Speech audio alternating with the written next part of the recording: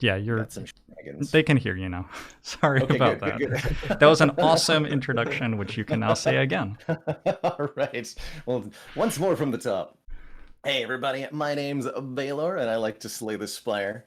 I do a ton of Slay the Spire related content on my stream, whether it be Ascension 20 Heartwinds, which we recently got an 11-0 streak with, or I think I'm a little bit widely known for my ladder streak content too, where I try to win on all 20 Ascension levels back to back, usually with some kind of special modifier challenge that's really helped grow the channel and has been a really enjoyable way to learn how to play too.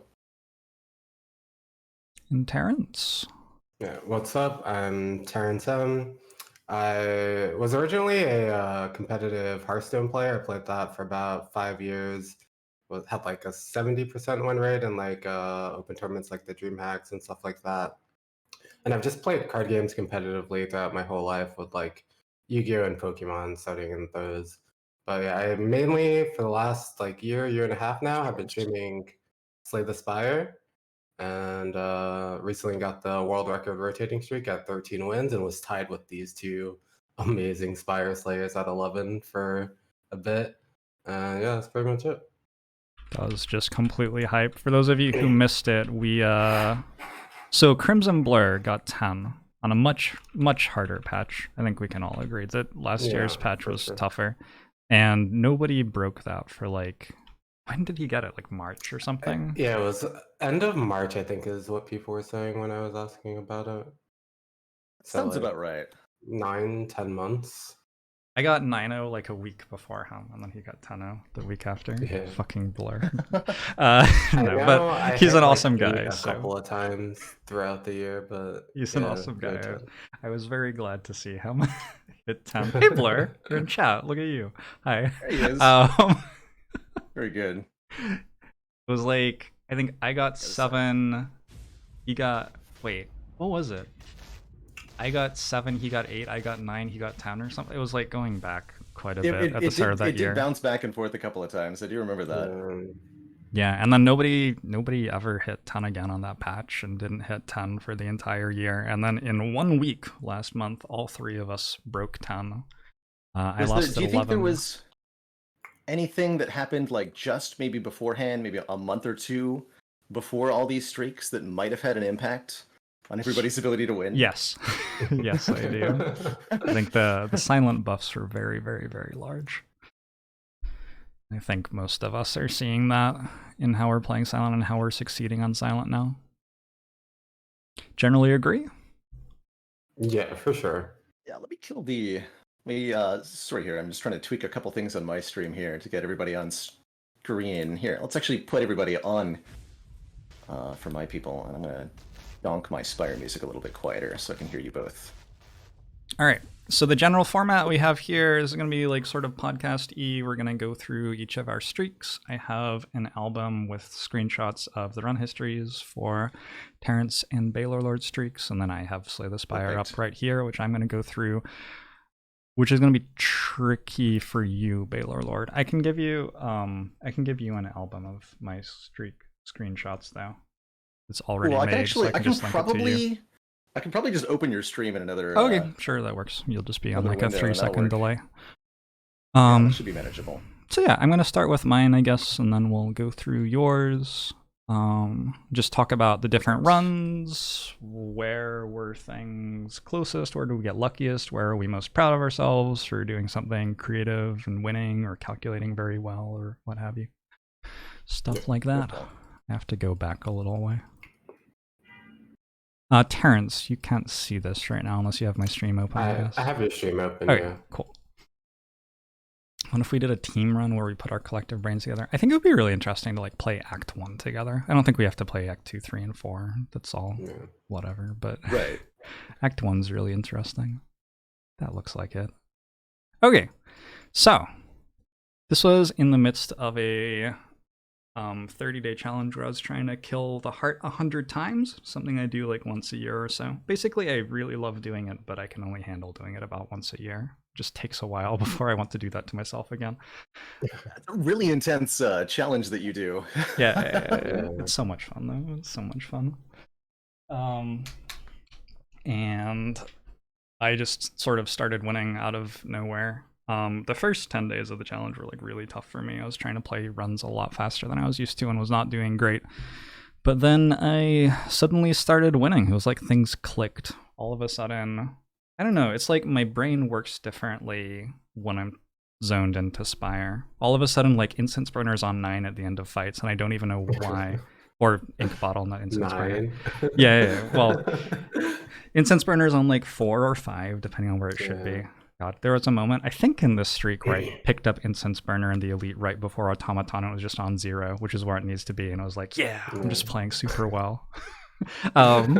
Anyway, so started off with a silent run. I don't think I was playing silent super great in the first half of my challenge because the changes are large. They are so big. Yeah, you sort of don't take the poison cards anymore, I think would be a very, very brief synopsis of how Silent has changed, in my opinion. But this deck has Runic Pyramid, Puff Manages, and 3 calculated gambles, so there isn't really anything to say about this run, I don't think. You can stop at Runic Pyramid when it comes to Silent, I feel like. Agree. Such a powerful relic, especially with the Ring of the Snake. Mostly. Yeah. My most recent Silent run, I had 2 copies of upgraded Well-Laid Plans at the end of Act 1 and took Runic Pyramid. The relic is very good. Yeah, the relic's very good. I had a bird face iron, so they weren't even that bad. There you go. People think I started on Defect. Did I start on Defect? I don't think so. Alright. Defect run. I'm in the wrong place. Oh, I think I'm fine. This defect run was like inserter double consume. Am I in the wrong place? I've lost a surprising amount of inserter consume runs. Oh shit, that is actually the wrong one. No, that was an 8-0 streak, sorry. I had a lot of streaks. Okay, back to doing this correctly. I was wondering why I didn't recognize that silent run. I looked at these earlier. Okay, I actually started on a defect run where my second relic was Birdface Iron, and then I got Runic Pyramid. So you don't have to talk about this one very much. It's always sort of fun to look at the cool ways that you scale defect into late game. This deck has Double Tempest with Recycle to go with its Runic Pyramid, which lets you do all sorts of weird things. But mostly that's a free run. Some of my most fun runs on defect have been like energy-based things with Runic Pyramid, where you just like get a bunch of energy and then the things die. It's a lot of fun. It's actually like the most fun I like ever have playing Spire. Yeah, just like random energy-based defect things. Agree 100%. Meteor Strike is probably my favorite defect card. One of my favorite things about boss swapping with defect is that you get to take Meteor Strike a lot more often. You can take it reasonably with Runic Pyramid in Act 1 or Snecko Eye or even a 4th energy. It's pretty reasonable to play it. So yeah. Watch Your Run. I don't know if it's necessary to talk about a Watch Your Run where I had lesson learned at the start. But oh yeah, the deck is very green. Yeah. Ironclad run where I swapped into Snecko Eye. Not really necessary to talk about pretty this. free. There are 3 Reapers in this deck. It has a Barricade and a Demon form. I don't know. There are 3 Reapers and 2 Exhumes, actually. This was one of the coolest runs in the challenge for sure. Probably the most unique of the runs. Yeah, Silent Busted Crown. I took a Skewer. It was pretty close. I took Skewer early, and I was thinking about taking something else. Oh shoot, it doesn't tell me what I skipped. That's really unfortunate. Skewers with Chemex Necronomicon. Yes, I took Skewer, and then I hit Chemex in Act 2, and then I got a Necronomicon in Act 2, and then my last card reward of Act 3 was a Skewer Plus with Busted Crown. Just like, here you go. And this was actually the coolest heart fight, probably in terms of uniqueness of the entire challenge, because this deck can't really block. It has like Dash Necronomicon, which is mostly how I blocked in the Act 3 boss fights. But against the heart, I just killed it with 4 skewers. I had 2 liquid memories and a ghost in a jar, and I just killed it. It's very funny. So sometimes you don't have to block so much. Double Boat Relics helps a lot with that too. Yeah. Absolutely, yeah. The Tungsten Rod too, yeah. Yeah. I had decent block in my relics. Defect run. This is a run where sometimes you get defect runs where like the deck holds together okay. This was a struggle though. Hello World's in the deck so that I could beat Hexaghost at the end of Act 1, I believe. Like it just wouldn't have been able to win that fight otherwise, but it contributed. And then I ended up managing to bottle a Seek Plus toward the end of the run. And this deck's turn 1 just won the rest of the run for it. It's got Seek Plus for Apotheosis Seek. And then the second Seek Plus after I upgrade it with Apotheosis is fetching Amplify plus a power. There are 2 copies of Consume, so if I double play Capacitor on turn 1, it does okay from there. This is also a defect run with second Relic Birdface turn, by the way, which I highly recommend. It's pretty good. Broken Watcher run. Healing, I hear it's alright.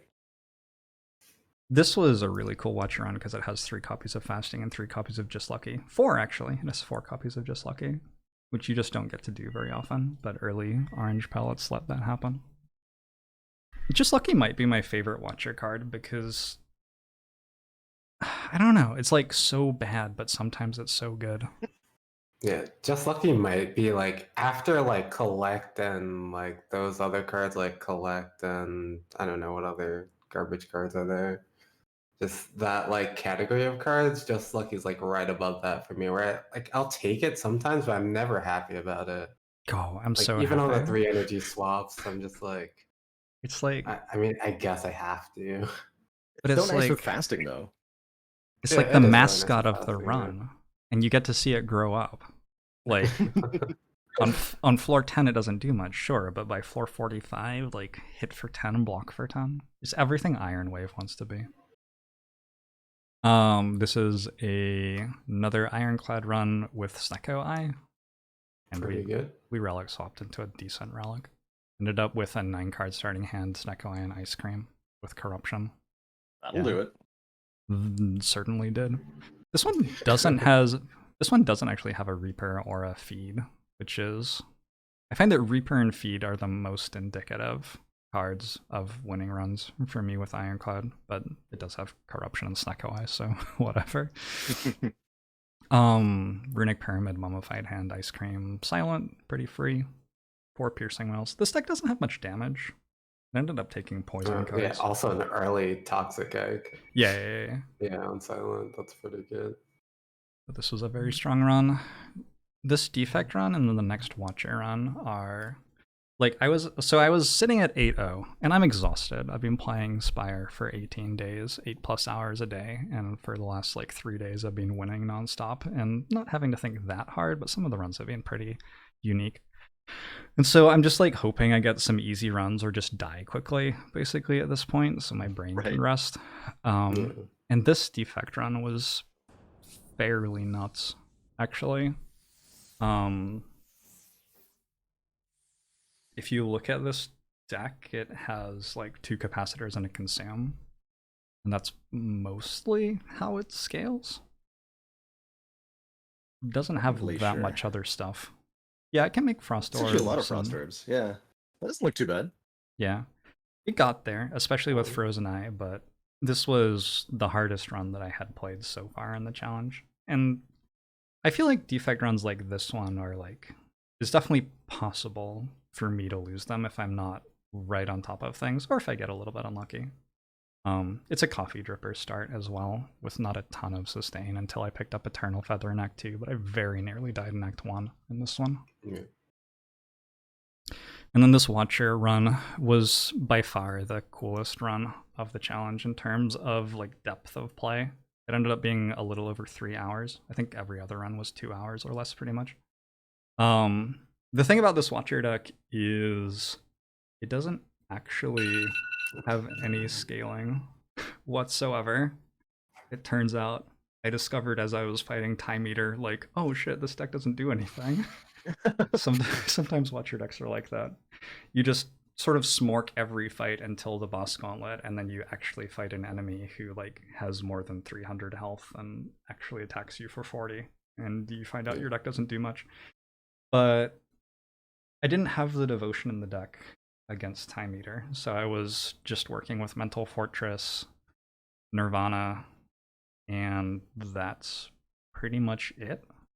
And I very nearly died against Time Eater, and then I was not convinced at all that I was going to be able to beat the heart, but I was able to purchase Devotion unupgraded in the store, go into the Act 4 Elite fight, where I took 26 damage, going to 46 health, and then lesson learned upgraded Devotion for me. And then I go into the heart fight, I look at my 39 card deck, and Mental Fortress, Nirvana, and Omniscience are in the bottom 10 cards. And I have, like, I don't have Intangible, or I have very little block for turn 2 or 3 in this deck with 46 health. I don't think I even have Weak, do I? Yeah, I believe I don't have Weak. I didn't have, like, an accessible panic button really either. And so in 3 turns, I drew through the entire deck, managed to get myself a reshuffle with Omniscience in my hand for turn 3. Even there, I'm thinking, like, there isn't going to be much I can do. But my reshuffle, it's actually at the end of turn 2 where I reshuffle with Omniscience in my hand and I look at my cards, and I can draw Panic Button on the next turn if I Omniscience one of the cards between the top of the deck and Panic Button. And fortunately, the last card between them was Devotion. So I get 2 Devotions in play. The next turn I draw Panic Button on the second shuffle of the deck. And it was just over from there. But those first 3 turns were completely epic. That sounds wild. Yeah, and then I like had 8 dexterity with kunai and calipers, and from there I was good. Yeah. 11 with Ironclad was, I don't remember this run, honestly. But I boss swapped into Black Star and only took 2 elites in the first 2 acts, which generally doesn't imply things are going super great, but then I ended up with double Reaper, Necronomicon. There's a Chemex and a Whirlwind there as well. I think I almost one-shot the Act 4 elites.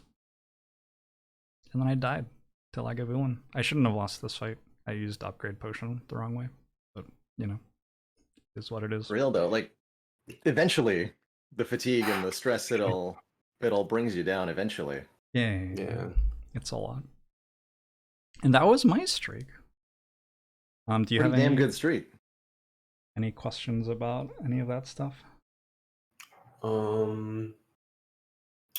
Just a more general-ish Ironclad thing where I've had a couple of runs where like I have like a Preserved Insect or something and like an Akabekuru, and I'm like picking between like Reaper and Corruption. Ooh. And the more that I've played, I think I lean towards Corruption over Reaper. Like just like one Strength Source and a Reaper, and like some other like things slightly leaning me towards like, oh, I want to do like Elites in Act 2. But the more that I play, I feel like I should be picking Corruption in those over Reaper. Like I've bricked a lot on like having any more Strength Sources or things like that. Whereas like Corruption would just be pretty, it would like be pretty bad, like front loaded, but then be like really, really good later. They're definitely both insane. Yeah. Reaper's a lot better if you have like more than 80 max HP and good strength scaling, which you don't necessarily always have. It can be pretty bad, Reaper. I'm talking about like picking up like one spot weakness or something at that point, like at the end of Act 1, pretty much, like one spot weakness versus Corruption. And the more that I've like ran into it, I think it's just Corruption. Almost every time. Usually take Corruption after like floor 6. I often Yeah. take it before floor 6 as well. So. There's so many things that go with it so well. Like if you find a Pyramid, it's amazing. If you find a Snecko Eye, it's amazing. If you find a Dark Embrace, it's amazing. If you find a Dead Branch, it's amazing. And the odds of finding any one of those things is so comparatively high. Feel No Pain, Juggernaut. Yeah, Shockwaves and Imperviouses. There's so many different things you can just cheat the energy economy on Ironclad with Corruption. Even as an enabler for infinites, I find that like 20% of my Ironclad wins are based on an infinite, probably. I buy Abacus on Ironclad quite a lot. You get to exhaust all your skills and then you got like a Pommel Strike infinite left? Yeah, absolutely. All right. Well, that's me. Let's talk about Baalorlord's streak talk and about leave the Baalor's. best for last, Terrence. Yeah, the grand 13. Right. Well, it's like 12 and an extra watcher run. Let's So not get too you've got the Hey, I've lost watcher runs in my life. So you've got Yes. the Imager album of my streak. I'm gonna bring this up on my game on stream here, so that And I I can just talk about our runs. All right, yeah, and I'll just bring it up in the browser on my channel.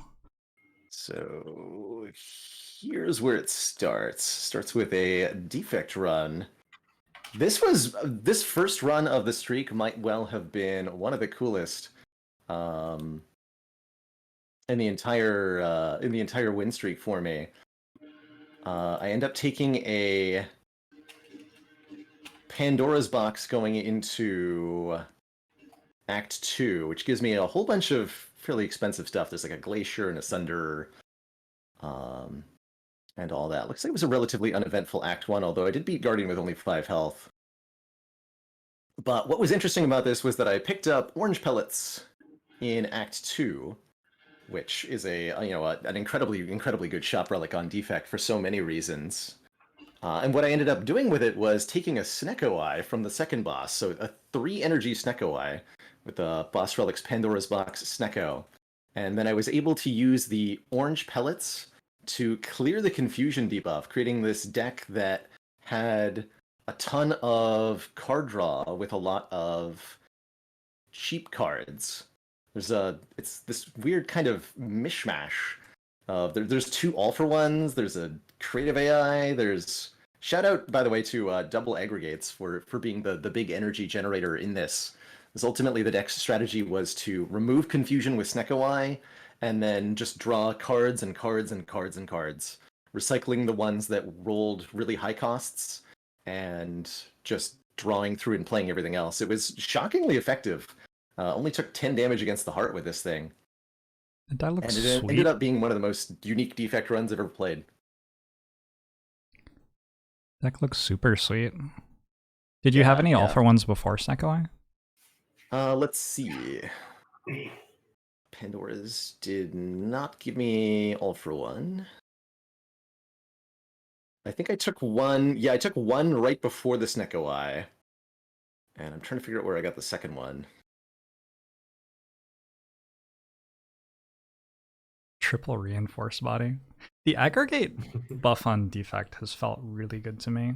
Maybe too powerful. Yeah, I would be in the same boat. Of all the cards that got buffed on defect, this one is by far the strongest now. Being better than Turbo in a lot of cases, which is a pretty high bar for a card to leap over. I have no idea where the second all-for-one came from. I bought 2 regen potions in the store. Okay. Let's talk about the... anyway, that was a super cool defect. Let's talk about Watcher a little bit here. This one was putting to practice something that I say pretty often, which is that if you see a fasting early on, you should take it. Where did I get my first one here?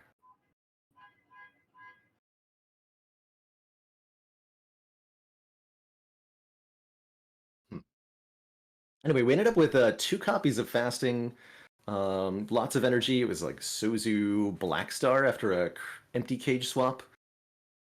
And lots of, good Watcher cards. Scrawl, Vault, and 8 Strength Index. Not a whole lot to say about this one, other than it was and Apparitions too. That's right, to let me set up. So it was kind of like set up from behind Intangible with lots of Strength Index, and then get into Divinity with the Prostrates. Worked out pretty well. I remember doing something wonky with a potion or Clockwork Souvenir. But I believe I got both fastings in play on turn 1 against Heart without losing any energy. So that made for a very, very easy Heart kill. Pretty nice run. Are you typically playing the fastings in hallway fights with this deck? I mean, with Watcher, you don't have to do anything in hallway fights, I guess. Definitely after I got the Clockwork Souvenir, but as a general rule, yeah, would be playing it immediately. Oh, that's right. I headed to Maru too for energy generation or mantra generation. Yeah, I tend to find that the fasting ends up being immediately worth it, especially if you've got any number of zero cost cards like those prostrates or finesses, which I ended up picking up a couple finesses from the sensory stone, which was nice. Yeah, I definitely also like the early fasting. I find it to be so strong with weaves and flurries, Oh yeah, getting you through the first half of the game as well. just I don't. I don't tend to pick them early. I tend to pick it as like a one-shot solution to like a time eater, where it's like I'm gonna die to time eater if I don't have any strength, and then like I just play it through the time eater fight. But I feel like a decent amount of time like early, you don't really need it. But I mostly just want like some source of like extra damage scaling versus time eater. It's like one of the first problems for Watcher, really. Yeah, the Act 3 boss. Yeah, that's real. And that's why I like fasting, is because it gives you so much power in the late game while being reasonable in the early game. The energy downside's tough to work around, but the further you go in, the more zero cost cards you accumulate, and the more opportunities you have to negate the downside with souvenir or orange pellets.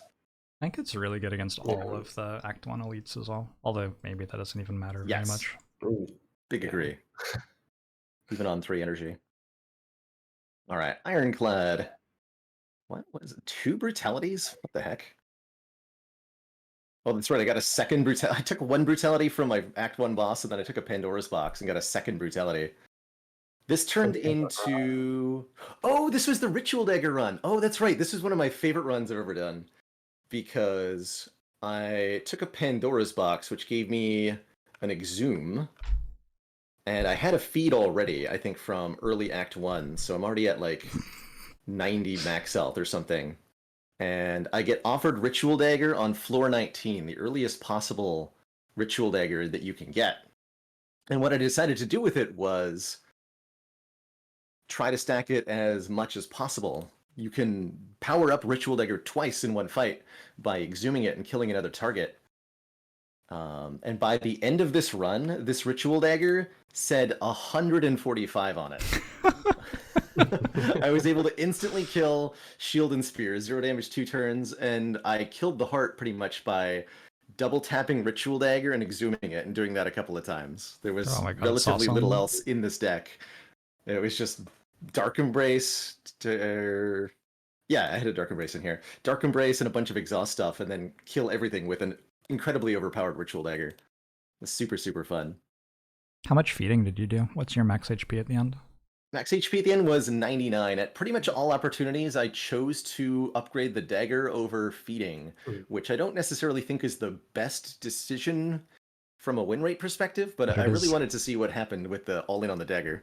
It is the funniest decision by far. Yeah, exactly, right? Imagine if you upgraded I had to set a new it. high score. So good. So good. So that was. I guess you have an Armaments Plus, so you could upgrade it. Yes. The Armaments did a little bit of work. I think actually, it was never upgraded, right? Was it? Oh my god, I never upgraded it. We upgraded the Ritual Dagger with the Armaments in almost every fight. That I do remember. There was 1 or 2 that I missed, so I could have maybe made it 150 by the end of the run, but 145 was a pretty good score. Is it correct that if you double tap Ritual Dagger and the second one kills, it only upgrades if you have no other cards in hand? Or no other attacks in hand? Dual wield, not double That's with tap. dual wield? I think it works fine with double tap. Dual wield is weird with Ritual Dagger, because dual wield is coded very, very unusually. Okay, so you need to have no other attacks in hand when you dual wield Ritual Dagger, and then you also have to click on the right one to get the killing blow? No, that's the thing. There's no correct one. When you dual wield a card, you delete the original and you create 3 brand new copies. But I thought it worked if you have no other attacks in hand for some reason. I think it does. That may be. I've actually never tried. I think that is the case where like the original one still exists if you had no other attacks, but which is just even weirder. Yeah. But so a super cool little interaction with that that showcases how weird dual wield is if you have Master Reality in play, so all cards created during combat are upgraded, and then you dual wield, let's say, a clothesline, an unupgraded clothesline, you'll end up with 3 clothesline plus, not 1 clothesline and 2 clothesline plus. You get 3 upgraded clotheslines because the original one was destroyed, and you've made 3 copies. I don't know why it works like that. That is very odd. It's very odd. Very odd. Very, very odd. All right, Someone 4 in this in one streak of the was. chat did ask about a Nightmare. I'm not actually sure if it works differently at all. I think Nightmare leaves the original alone, and then you can use that just fine. But the copies you create still don't like level up the original dagger if you kill with them. This is wonderful. So weird that we can enjoy talking about the minutia of Slay the Spire coding together. It's so lovely. There's some really odd little things hidden away in the code. Such a cool game. So this silent run was pretty emblematic of something I feel is more and more true in the 2.2 patch, which is a silent run that has a lot of front-loaded damage in the early game. This one found a Gurya, and we just lifted 3 times and then took a bunch of unupgraded attacks that were okay. And as the run went on, I got offered like upgraded Bouncing Flask and a couple of catalysts, and I decided to kind of transition into late game Poison with Burst and Catalyst as my win condition, which worked super well on Heart to get the win there. But I think that this style of deck works pretty well for Silent, where the dagger sprays, the shivs, the front load, the huge turn 1 draw. It's so easy to clear Act 1 and 2 with Silent now. But getting that to scale to the late game can be a little bit tricky. Not necessarily always a hard time, right? If you find some accuracies, you're pretty good. But transitioning into Bouncing Flask Catalyst worked beautifully on this one. And it was a nice clean win. There was a pyramid involved too, so take that with a grain of salt, right? But it worked out just fine. This deck does not have a lot of block on it. No, it didn't. Truthfully, and shout out to Captain's Wheel from Niao for providing a lot of the survivability of this deck. It was able to, it was huge block against our elites in Act 1. Gremlin Knob, turn 3, giving us 18 free block. It's just like, you get a free turn, basically, and it helped a lot against various other threats, too. No Piercing Well, no Malaise either. Yeah, and we just...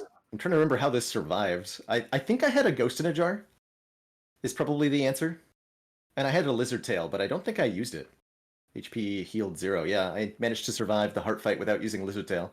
Yeah, like Pentagraph, Lizard Tail, Ghost in a Jar is going to do it, right? You can often get by with Relics and Potions on Silent if you need to. Yes. Even though her defensive cards are insane, her offensive cards are insane. Like, you don't have to survive with Potions, but you can if you have to.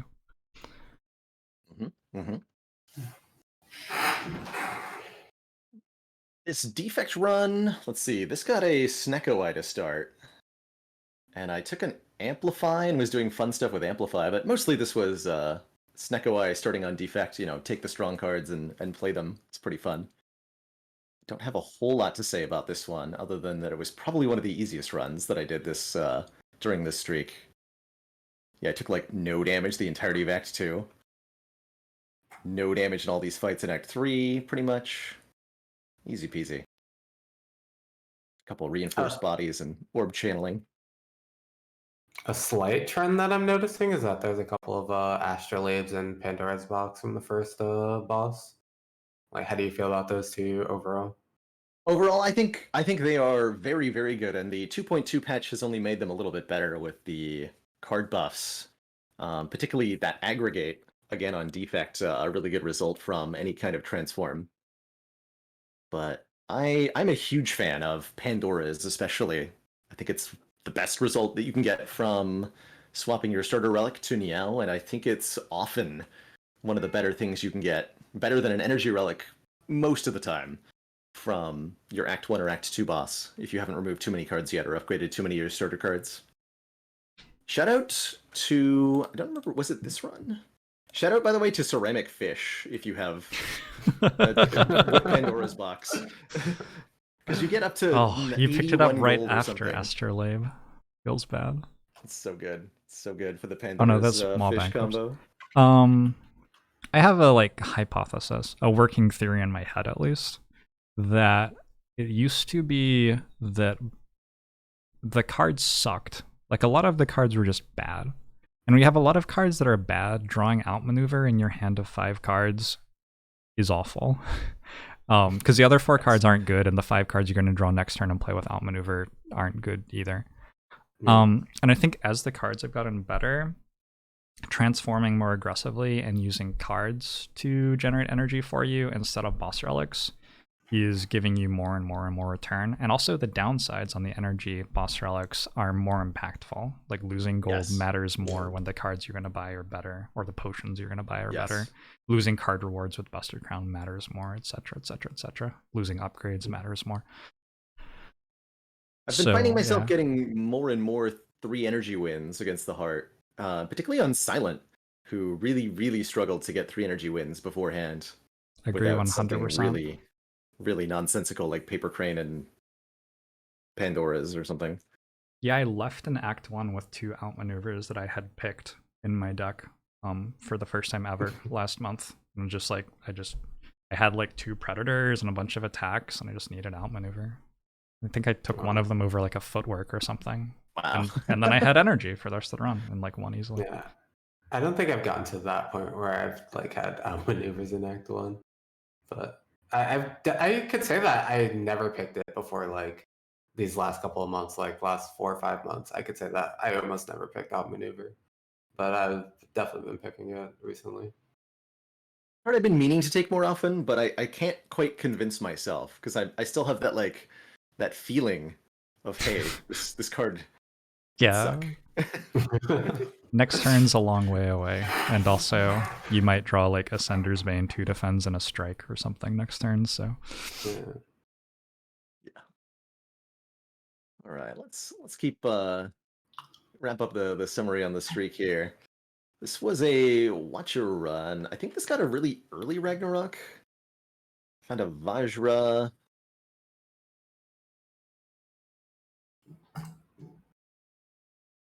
No, I took the Ragnarok later. I actually can't figure out where this Ragnarok came from. This deck was double Talk to the Hand with Tantrum, Ragnarok, Weave, I think. No, Wallop. Basically just, a Watcher attack spam. We've got Vajra Kunai supporting it. There was a Runic Dome, which made the Heart fight a little bit sketchy, actually. But overall, looks like this went very, very smoothly. I don't have a whole lot to say on this one. Just great stance control, and I think in general, just Kunai on Watcher really carried the late game. You can do so much with that, especially if you've got a Flurry of Blows or something similar, which we did have one of those in this deck. Watcher kind of took over Silent's thing, where Silent was the most thematic one for Kunai and Shuriken, and then Watcher just uses it infinitely better than all of the other characters. Yeah. With Flurry of Blows. Quick amusing shout out though. I did end up purchasing a Swift Strike at an Act 2 shop because I had Molten Egg, Strike Dummy, and Vajra. So the Swift Strike did 14 damage for 0 energy. It's pretty good. I don't even know how much Swift Strike plus is base. Is it 10? I think it's 10 now. Yeah, 10 base. Plus 3 from the Strike Dummy, plus 1 from the Vajra. I also do not know that. I don't think I've ever bought one of those. Wait, it's the only card in the game that benefits from both Strike Dummy and Wristblade. That's got to be worth something, right? Yeah, definitely. Sure. Maybe not. All right, Ironclad here. Notice a theme on the Ironclad runs. I have not been boss swapping on Ironclad or Silent, so all these runs are starter relic runs. This looks like I started with 99 gold on this one, and I used it to buy a Dark Embrace on floor 4. which is something I've been doing more and more. Just as much as I think an early game corruption becomes a valuable part of the late game, so too can Dark Embrace for its What was shenanigans the ability to draw so much. what was the boss in that run? The boss in this run was Slime Boss. So I did take it partially for the ability to draw a card when playing a slime, and that had a big impact on my ability to win this fight, which was quite comfortable. I had 95 max health by the time I reached Slime Boss. You take Feel No Pain to floor 1. Let's see. Generally? Yes. Generally, yes. I think Feel No Pain floor 1 is a pretty damn good take. I think we're probably about the same on Dark Embrace. Iron Wave, Battle Trance, True Grit. Interesting. I think that I don't do it often on 2 elite acts, but I will definitely consider it more on 3 elite acts. As well as Feel No Pain is a little bit more on Slime Boss. I rarely take the Dark Embrace though. Dark Embrace is like pretty solid against sentries and fairly free against Lagavulin though. Yeah. Feel No Pain, Evolve, and Dark Embrace all get like sort of free passes against sentries and Lagavulin, which makes them a lot nicer to put in your deck in Act 1. Did end up taking a second Dark Embrace, as well as a Corruption later in the run, and that's where it really starts to get silly. And then just started like spamming colorless cards. I took the 2 Madnesses from Winding Halls, which is something I very rarely do with Ironclad, and that actually ended up turning into a dual wield a Madness Pommel Strike to go infinite against Awaken One as a way to win that fight. And then I did completely different things to win the heart fight. Just more of a standard like cycle with. This run was missing a body slam. Usually, anytime I've got Corruption and multiple Dark Embraces, you want a body slam to go with that. Yeah. It looks like I wasn't able to find one. Needs It's a really like good run. Barricade or a Juggernaut or something, maybe too. But yeah, it's like 85% of Ironclad Exodia this run, I think. Yeah, basically, and that's also a theme with the Ironclad runs that were in the streak. I had some really cool 820 Ironclad wins outside of this streak, including 2 Searing Blow runs recently, but in this streak, it's mostly Exodia runs. Do you see the Searing Blow and think, yes, a free win? Or do you see it and think, yes, this will be hilarious? Which way is your brain working there? It's more of a like I have to keep showing people that this works fundamentally. When I see it in Act 1, and I need enough fires to be excited by it, but I'm usually pretty happy with it because I do think I win more often with Searing Blow than I lose, which is pretty fun. The last Ascension 0 run I lost was with Searing Blow. There you go. God, that's funny. This silent run was very straightforward. First Relic Toxic Egg into Horn Cleat, Coffee Dripper, Preserved Insect, and then Runic Pyramid, Fossilized Helix. Everything's upgraded. We've got Nightmares, we've got Malaises, we got Corpse Explosions, we've got everything. This was a beautiful run. I'm pretty sure I took like 0 damage the entirety of Act 3. Yeah, pretty much. Very easy run. Great stuff. Early Toxic Egg is just so strong since like after you solved your elite, your skills anyway, so it's actually pretty insane. And now Blade Dance is your best card against elites basically anyway. It's a skill, so. Yep. The defect run after this started with an inserter. I've been having a little bit of trouble with my inserter runs. So I've had 2 of them die recently to Act 2. The elites in particular, 3 slavers is so hard to do with an inserter run, generally speaking, because you've got this boss relic that's kind of hindering you more than it's helping you in short fights. Oh, right. This run was really weird. So I start with Inserter, and I immediately take a whole bunch of damage to my opening encounters. By the time we reach floor 5, I have only 20 hit points remaining. Just from the easy pool fights. Which necessitated a rest. Then I take 20 damage to the... Jawworm. No, Cultist got me for 18 because I think I drew 4 defends on turn 1, and that went badly. Jeez. And then I angered the mushrooms, and that was actually a bad decision because they decided to beat me up really badly. Go back down to 20 health, find a Glacier at a merchant, rest again after barely surviving sentries. I beat the Exordium Thugs on floor 13, pick up a Consume, and with 11 health decide to upgrade that Consume going into Hexaghost. Hexaghost goes for 12 turns, so well past Inferno, but I do manage to survive. And from there I have Inserter Consume and a Runic Dome, which works out pretty well. By the end of the run, I end up with double bias cognition orange pellets, which was very OP. In addition to Inserter Consume. And a capacitor plus. Yeah. Capacitor plus. Got there eventually. Yeah. And double seek. Oh my god. Yeah, 2 seeks too. Shout out to like Overclock for making front-loaded draw in a deck like this where you're just kind of trying to deploy the powers quickly. Overclock is such a great card for defects. Yeah. I will see sometimes people like ask me why I'm taking more orb slots, but with like Inserter and Consume, you definitely want like a capacitor plus. Oh yeah. Yep. You don't really Speeds like you up. scale fast enough with just Inserter alone. No. Especially against like Act 4. Inserter's you need, like just a little bit extra. In most fights in the game, Inserter is a free capacitor, and that's it. Yeah. I love Overclock on defect. So many defect runs, you have enough after the first time through your deck. I've also been like more and more moving away from liking Snecko Eye on defect, because I feel like so many of my defect runs are solved by drawing my cards and playing them the first time. And if I draw, 3-cost defrag, and capacitor in one of my hands, all of a sudden my setup potentially takes 5 more turns than it would have otherwise. That's why you gotta do like Snecko pellets. Just don't have any confusion. I enjoy Snecko all-for-one things way too much to not love Snecko as defect. So much fun.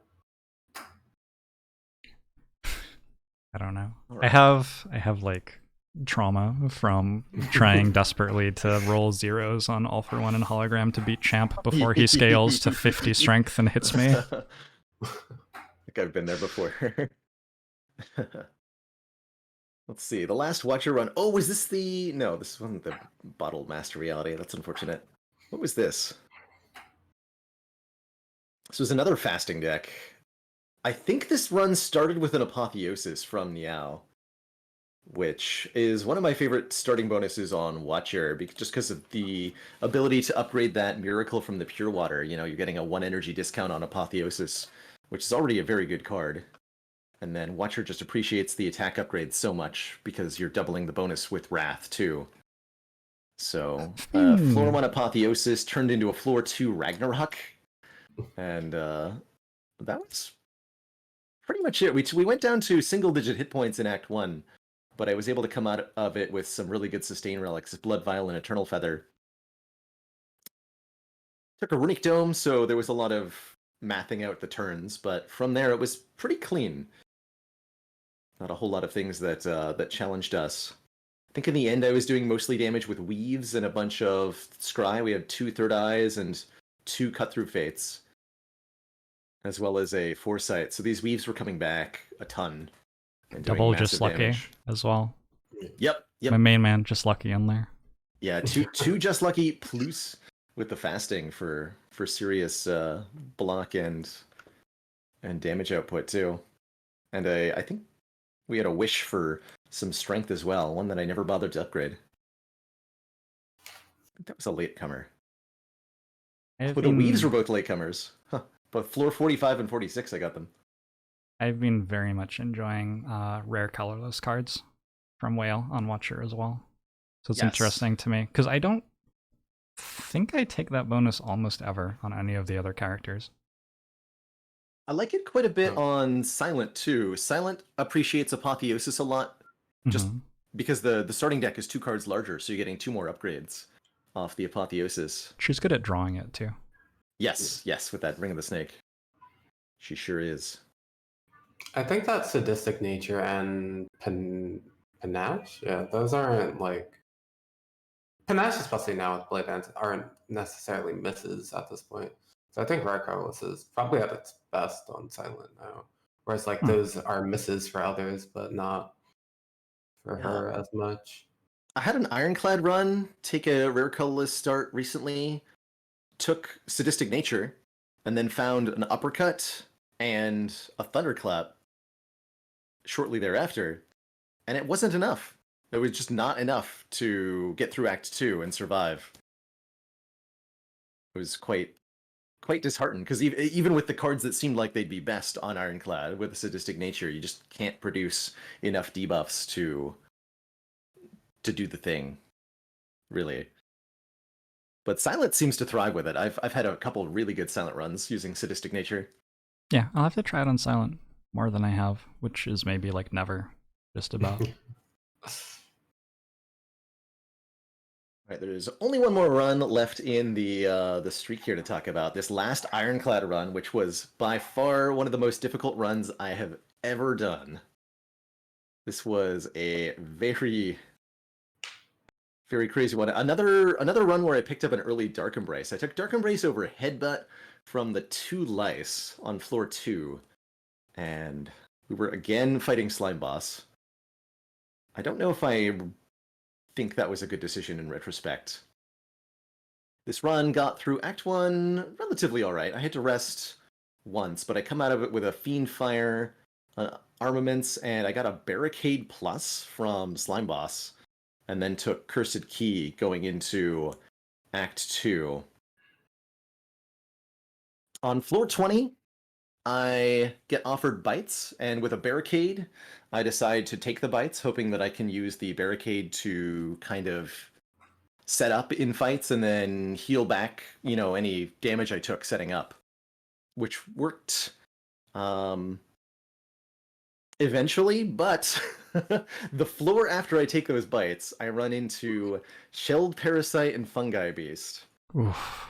And with 57 max health, this fight ends up doing 79 damage to me. I had 2 blood potions that I had to drink to survive this fight. And I believe... did I have the Tungsten Rod yet? No, I found that shortly thereafter. They dropped I went it, down right? to like 1 hit point a couple of times in this fight, and managed to bite my way back up to 32 by the time the fight was over. But this was a big red flashing alarm sign that my deck was not holding together. I had, I think, multiple Feel No Pains and a Dark Embrace and a Barricade, but I didn't have any actual block. This entire run, I never saw a True Grit.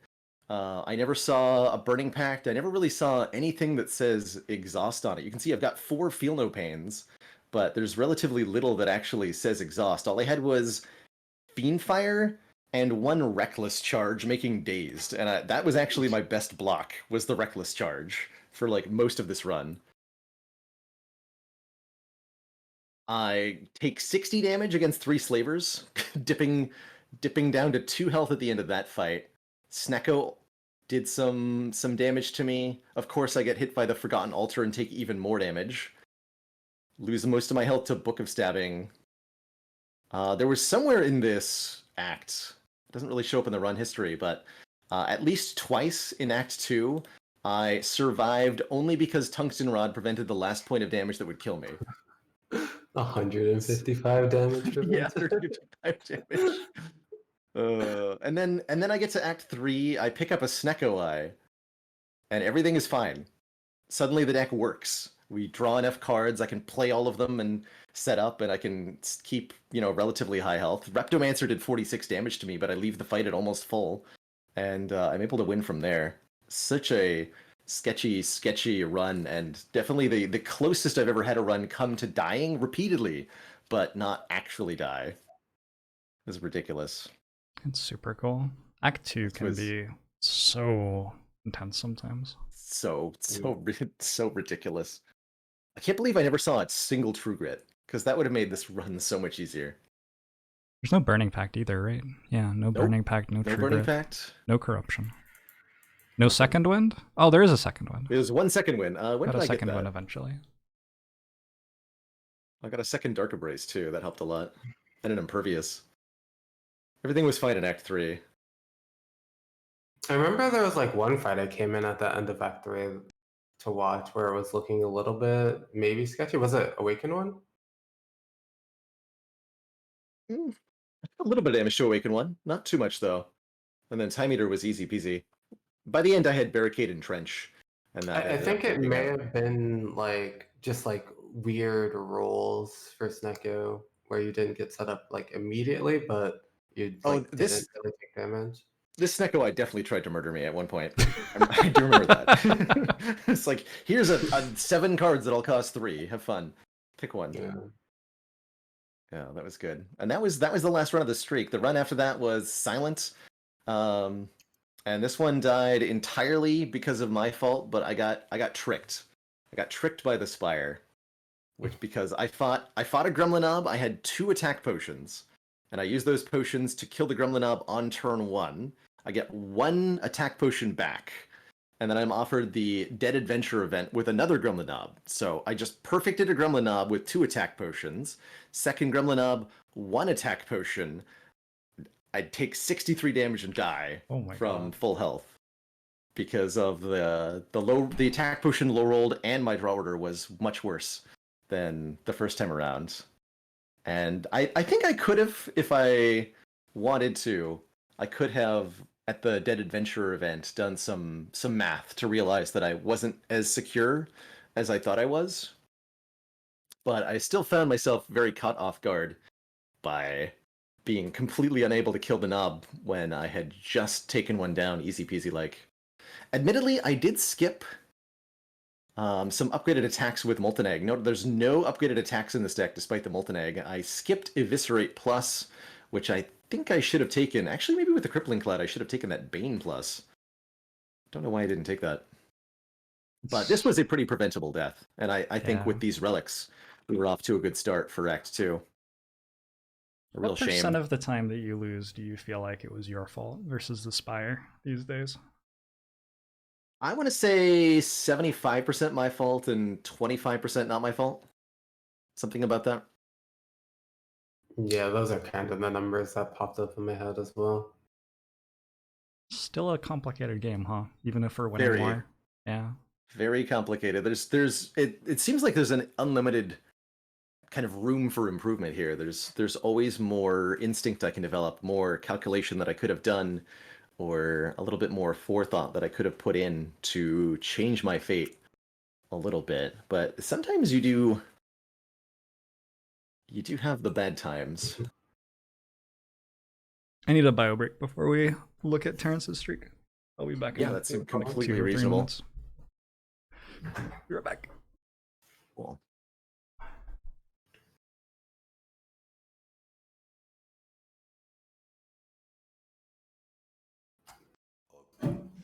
So Terrence, you've been working on defects. Yep. Lately. I actually got off to the worst, like most tilting start ever. Yeah, it's always the case with these win rate projects, right? Like even everybody, it seems, you start with a 0-5 loss or something when you try to start something new. So my first run, we start with like a black star swap. We take 11 to Jorbs, get a cold snap, whatever, and a liquid bronze. Then we get like potion event, get fruit juice and cultist pot, cool. Then I think this is actually a really big problem with defect compared to other characters. But I bricked on my second combat where I get aggregate, turbo, and cool headed. And cool headed is like takeable for sure, but I don't really love them before Knob, especially having like a cold snap already. I'm not a fan of cool headed in Act 1. I agree with you completely. Yeah. It's just so little. 2 block for 1 energy. Oh boy. Yeah. And the next card award is Genetic Algorithm, Charge Battery, and Leap. That's like still like 2 card awards, 0 attacks. I'm like, uh-oh. I roll a 20% hard pool fight and take 15 damage, and then it's Loop Hologram Turbo. I'm like, okay, I guess I take the Loop with the fire next. Upgrade the Loop. We get another hard pool, 14 damage. We get Meltron Dupe Pod, okay. And then we get a question mark into Wheel of Change, take 11. So now we're at 13. At 13, we get Pantograph from the chest, still at 13, get another 20% hard pull fight. It's large slime, and I have to use my dupe pot to take 0. And then I get Defragment, Beam Cell Barrage, and Potion of Capacity. So I'm like, anything but Knob, please. And yeah, Gremlin Knob, die in 4 turns. Rip. That into a Niao's Lament start for the next one, since we died in Act 1. Where are And we we up get to? the 20% into the 10%. Or he's That's he's right. describing his recent yeah. defect deaths on his Oh, okay. defect project. We didn't Yeah. start talking about his win streak yet. I don't want to start without you. Gotcha. I can't do it. I can't play the same character over and over again. I just can't finish a run with a character and start a new one with the same character. So do you think it's easier? Do you think you would get a higher win rate if you play the same character for long stretches of a time? I'm with you 100% that I don't think I would ever do this for a lot of reasons. I think it's way more enjoyable to not rotate, to rotate, but I tend to forget a lot of what happened in the last run when I'm switching to the next character. Like halfway through, I'm like, what even happened in the last run? So I feel like I don't retain as much from runs when not, when swapping, I don't retain as much. I think it's definitely a better way to get incredibly good at the character you're playing. I've never done it, so I'm not sure if I'm right or not. It seems simultaneously like a really good way to get good at the character and to burn out on the character. Yeah, that's, I think, the most impressive thing I've done in Spire is played the game for 6,000 hours without burning out. Are you at 6,000 hours now? Holy crap. Yeah, thereabouts. So I'm at 3,400 right now. 4,200 hours myself here, which is mind-boggling to think that there's somebody with 1,000 more hours than that. All right, so ready to get started? Let's do it. I'm all set. All right, cool. So the first one was a Watcher run. I feel different ways about the boss swap thing, but not enough. I haven't like gone into it and thought through it enough to really contest with like a 94% win rate over 50. But I do think that she's strong enough to not need the variants, but I'm just going to be doing the swap mainly for now. I Astrolabed into Reach Heaven, Conjure Blade, and Wreath of Flame for the first run. Conjure Blade was pretty lackluster for a big portion where it didn't get used in like even the Lagavulin fight and like some of the early hallway fights. It would just like lessen the chances of me hitting like a eruption lethal and just like silly things like that. But it did help a little bit. Like there's the Wreath of Flame as well. And we ended up getting 4 innate strength through the run with Divu Doll and Mutagenic Strength into Clockwork Souvenir immediately after. So it did some things. And also there was like a point against Donu Deka where I was trying to set up some relic, probably my Happy Flower, and I was calculating damage. I was like, oh, am I off by like 2 or something? But I was just calculating it wrong with Penib, and it was like 100 over with the Conjure Blade and Explender. I just forgot to like double it once. I was like, oh, okay, yeah, just 100 damage over lethal. Pretty good. But yeah, this is like a meat on the bone coffee dripper 4 strength run. I actually did from the first chest skip over a Darkstone Periapt, having the Divu Doll ahead of it. I think that Watcher is so reliant on drawing like hands of turns that either like kill the enemy or like you like block and like set up a kill, that you really don't want curses like messing that flow up. Whereas like if you're like a couple of damage off, you could just like take 20, 30 damage. I think it's very important to not mess with your draws that much as Watcher. Yeah, I feel Watcher to me feels like a character where you really only need, I think, 1 or 2 good relics to have a winning run, but at the same time, you only need 1 mistake to have a losing run. Yeah. But yeah, other than that, I think just like Blasphemy did things, Bagger Prep and with Gambling Chip for consistency, Pendant for power, and just Watcher, pretty good. The second run, Ironclad. I had some reservations about a rare relic swap because the one immediately before this I took curse and got stone calendar and it did 0 damage for 50 floors and things like that. But we got an incense burner, which Lagavulin? is a lot better. Yeah, not even to Lagavulin. I also killed the Lagavulin before. Yeah. I wonder if it's better in a slime Um, boss act because Stone Calendar's so good there. yeah. I mean, you'd even think Hexagus too. You'd think most Act And 1 Captain's bosses Wheel. you make it to turn 7, but apparently not. But yeah, an early bird-faced urn at the end of the act. There's a dual wield offered. Where is it? I don't know. Somewhere at the end of Act 1, there's a dual wield offered. And I choose to skip over it. I'm just the bird face urn probably isn't enough for me. But in the Act 2 store, I get both Mummified Hand and dual wield offered. So we have that going for us, where it's just dual wield plus Mummified Hand, really, really strong. And we get a bottle tornado from our first elite offered with a demon form. There's an evolve in the deck at this point, and I'm trying to decide between demon form and evolve which one I want to bottle. I kind of autopiloted to evolve plus, but I think that with the incense burner, it's a lot more reasonable to bottle the demon form. But I was mostly just thinking about Act 4 at that point. Just because of how strong the dual wield plus mummified hand. It is very valuable to have that evolve in play for turn 2 against Spire's Shield, right? Or Spire's Spear. Well, with Except with Incense Horn Cleave Burner. and Incense Burner, it Yeah. really gets valued lower. I think at the time, after noticing the Incense Burner, I thought it was kind of a mistake. I ended up drawing them both on turn 1 in the heart fight anyway, so it didn't really end up mattering. But yeah, this fight actually wasn't. We went really low in this fight actually, and there was a Fire Breathing Plus offered from the Elite at the end, but I ended the fight at 2 HP with Brutality and Combust in play, so I could have played for one more turn, but that's it. Whereas we're just ending the fight at 2. Dying next turn, well, dying from ending my turn, and then starting the next turn from Brutality. But yeah, not much else to say about that one. The next is the Silent Run. This is the only non-watcher boss swap of the streak. But oh yeah, this was actually a really cool run. This was one of the best Storm of Steels I've ever had.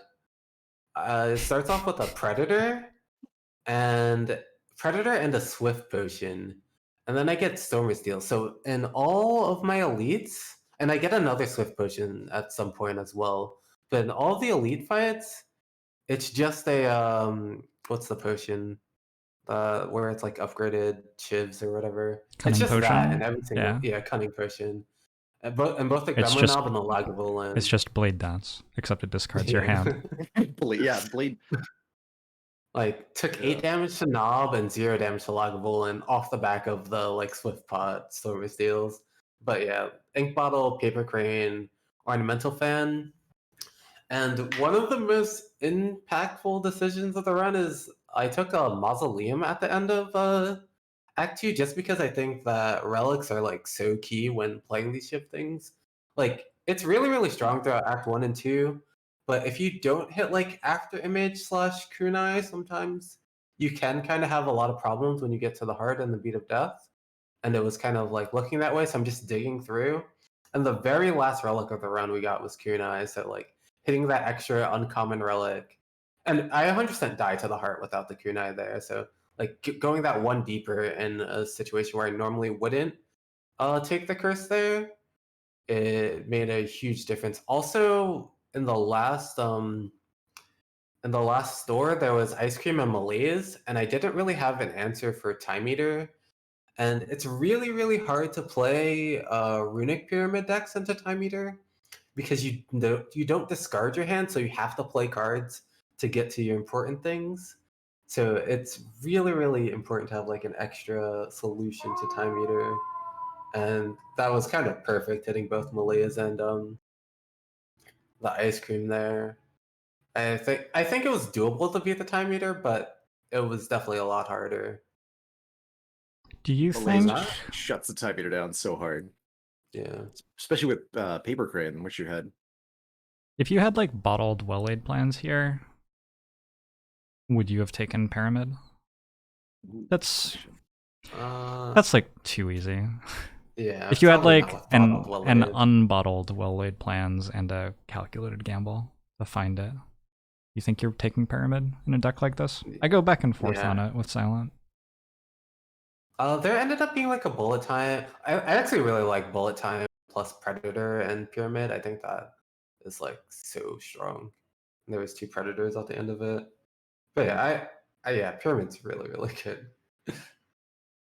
Yeah, Yeah, like I Even said at with the start of well-laid this, I plans. like just had a 2 upgraded well-laid plans Silent deck that I picked Pyramid on at the end of Act 1. So Right. I certainly do too, but I always wonder a little bit. But yeah, highlight of this run is definitely the Swift Potion Stormy Steals from the beginning. And then there's a defect run. This run is kind of what I was talking about with Baylor before, while you were in the bathroom. I think that defect probably has the tendency to brick for like early game more than any other character.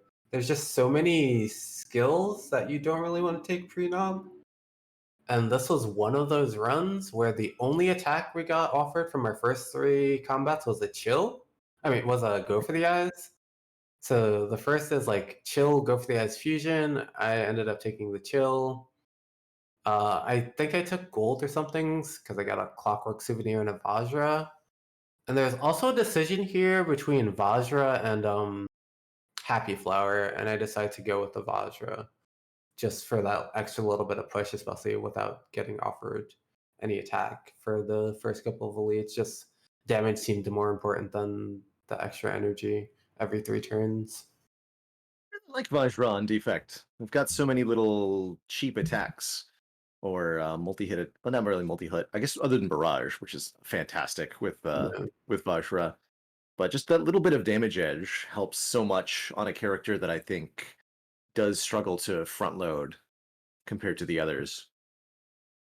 I think defect's just very hit or miss, where it's like Ball Lightning and Cold Snap are amazing, and then you can just like not get offered attacks, or like get offered like a scrape, and which is a little better now, but yeah, it doesn't really do the job.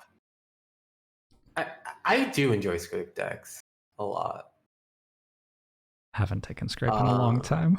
No, long I don't think I've time. gotten the chance to feel like get it to work. On I've had a couple 2.2 memory. I feel like I expect defect to take 30 plus damage against Gremlin Knob, and that's just a thing that I assume is happening when I play Act 1. And even without attacks, you still do pretty well against sentries and Lagavulin usually. And like a potion against Gremlin Knob helps a ton too. Yeah, just, like literally just chill kind of solve sentries almost. Yeah. So first card order is Chill, go for the eyes fusion. Second is Glacier, White Noise stack, and a regen pot. Also, I'm at 22 here. I think I took damage for the gold, yeah. And then I took the 21 to upgrade to.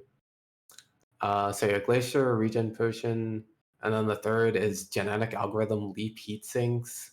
So I'm kind of nervous here with 0 attacks. I upgrade the Genetic Algorithm and go into a hard pool and hope to not die to like gremlins or something. Upgraded Genetic Algorithm? Terrence, you're a madman. You're supposed to upgrade Strike in that situation. Yeah, I would right? 100% upgrade Strike there. The Genetic Algorithm in the end was blocking for 100 with calipers, so that's the dream for sure. Joke's on us, I guess. I took 2 from Exordium Thugs somehow. I guess Chill and Glacier is pretty good, but yeah, got Thunder and Cultist Pot, and we're at 19 HP. We take 26 damage and end Gremlin Knob at 5 over 4 turns. Gets a Tennial Puzzle Sweeping Beam, Anchor. healed a little bit, whatever, Melter. And what's the boss? Slime boss. And I guess that the Sunder was just enough. We killed it in 6 turns and took 5 damage. But yeah, the run was pretty much just like a Sunder deck, and we hit Colosseum, which is like a really easy fight for like 300 gold worth of things, where I get like 600 gold. I got Incense Burner, gold plated cables, and like 100 gold and a card Wow. award. Yeah, That event is so it's good. a very easy fight for how good the rewards are. We got Beam Cell plus Regen Pot, gold plate cables, Incense Burner, and 100 gold. It's pretty ridiculous. And the run's just taking a huge turn from here. And then I choose Calling Bell over some pretty good options just because of Rare Relics, and we get the Caliper. And then I know that there's 2 Seeks, and I'm like, at some point, I have like Seek Plus and Seek into Apotheosis and Seek, and then Apotheosis Seek, and is there an Echo Form? I thought there was some. I could swear I was doubling genetic algorithms. Oh You yeah, have there's 2 2 Echo Echo Forms. Forms, yeah. Yeah, I didn't see them for some reason. But yeah, and I was upgrading the other genetic algorithm fight that I got in Act 3, and at that point it like got pretty easy. But the beginning with only like the one, yeah, I guess in hindsight, upgrading Strike actually may have been a thing that I just was like too proud to do at the time, for Yeah, sure. that feels correct. How did you end up liking the panache in this deck? Was it just kind of like a meme pick, or did it do some useful stuff for you? It was a big part of the damage. It was like Echo Form and Sunder was like the deck for a while. So the panache just with the double Echo Form definitely helped. That makes sense. I actually really liked it. I think the most interesting thing about this one for me is how little sustain you have on defect, especially with like double Echo Form. I guess the double early genetic algorithm helps a lot with that. But often I feel like I know defect that takes the a second lot one was early. Yeah. So like on turn 1, 2, 3, if you're taking 20 damage in hallway fights, which isn't that unusual for defect decks. But you've got like beam cells and sunder, so maybe you're getting through them better than I'm expecting. Yeah, and you're resting a lot, I guess. Anchor on turn 1 too. Anchor on turn 1 as well. Yeah. I took 0 from Spirit Guardian, 2 from 3 Birds, and then I rested to 71. Took 0 from Triple Cultist, 0 from Gremlin Leader over 4 turns. I don't actually know how that happened, but okay. And then the Colosseum, and then everything like completely turned around from there. Oh. Yeah, we actually didn't take very much damage at all in Act 3. Act 2. What's next? Watcher. I think this is mostly just Blasphemies, ridiculous, and just melts through everything. And then there's Kunai and Duality for the endgame scaling to survive a little bit. Actually, there was a really, really important Ragnarok. I chose not to take Ragnarok from the Act 2 boss, but after seeing that I had Pyramid, I took a Ragnarok at some point in Act 3, mostly as like Time Eater, where it's like it really does feel like in a lot of runs where Time Eater is like one of the main big problems for you. And it ended up being very important in me being able to like get through the Time Eater. Just having that like one big attack along with a little bit of vulnerable. What's the uncommon that's not on the screenshot at the bottom below Reach Heaven? Oh, Rushdown. Yeah. Okay. So there's no Talk to the Hand here. Nope. But double Mental Fortress. Yeah. Double Pure mental. Nobles and Pyramid. Yeah, that'll do it. I myself taking Pyramid relatively rarely on the Watcher. There's so many times that I have enough Scry and Retain that it feels kind of redundant. Yeah, definitely if you have a lot of Retain, it feels super redundant. I actually have disliked Snecko a lot on Watcher recently. I used to like it a lot, but it just like it's more variants that she doesn't need at all, Yeah, I and she haven't. usually has a good amount of draw. Don't take Snecko Eye on Watcher like ever anymore. Flurry and Weave are both so insane with like anything. Yeah. Yeah, that's why I haven't been boss relic swapping on Watcher though, is that like Pyramid and Snecko aren't actually that incredible on her compared to the other characters. And then the fourth energy often feels like a luxury rather than a requirement. I do like Pyramid on her a lot, especially when you lose your like Flurry or Weave or whatever. It's just like she has a lot of control, and Pyramid just is even more control, where like things are more in your hands and you have even that much more agency. Where you're just like controlling the entire game at that point. I have been going after my basic cards incredibly hard in Watcher runs. Is one of the reasons I think that Runic Pyramid's not feeling as good anymore. Is if you have like 2 third eyes and 2 cut through fates and you've gotten rid of your 8 basics. Like earlier you took mutagens in the Jax event, and I've like just been transforming too every time there.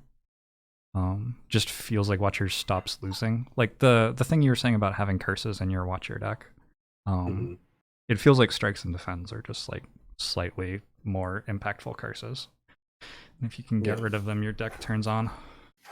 Yeah, I value early scry cards, particularly Third Eye, in Act 1 quite highly, just because of how much they allow you to cut the chaff from the deck and scry through so many stinky cards to find the couple ones you did upgrade already. Mutagens just like in the mid game is like where there's so many like where it's like very easy, but the line between it being very easy and being hard and you taking damage is like sometimes a little thin, where you're like just barely dealing enough damage, like split among different enemies. And I just feel like having that 3 extra strength, like it's very common that Watcher kills things on like turn 1 or 2. So just having that 3 extra strength for a class that's going pretty glass cannon anyway just leads to you killing more things on those 2 turns and not really taking the damage. Yeah, for sure. I mean, I didn't play the run, so it could definitely have been right there. I was just speaking more to how heavily I've been transforming stuff. Yeah. It's definitely really, really strong, especially when you can find like calm and not have to worry about energy. This Ironclad run. This run ended up at 1 HP as well. This run ended up at 1 HP in the heart, but it started off as... I know I started with like an offering or something fairly early. Hemokinesis. Yeah, I took a second corruption in Act 2 just because I wanted to draw it. Is corruption bottled? I'm not... I assume so. Your bottled corruption and your spare corruption. Yeah. I did that with Barricade recently, and I loved it. I think I didn't bottle corruption. I think I bottled the Dark Embrace. Okay, fair enough. Because there was 2 corruptions. That is the other... Although, then like both corruptions are bottom 2 cards, and was it worth it? Dark Embrace is one of my favorite bottles. Just lets you get through. There's so many, like it's plus 10 draws at least usually in your first cycle. But there wasn't really that much block in the deck. The deck was kind of playing off of like Rupture plus Fiendfire and Pyramid and just ending fights throughout Act 2. There was like a Combust and a Hemokinesis early, so the Rupture was pretty good, as well as the Offering, and then a second Offering. But yeah, that was pretty much the Act 2 with a little bit of sustain, then the Waffle. And then I think there was a Whirlwind, was there? Yeah, there was a Whirlwind as well with the Ice Cream.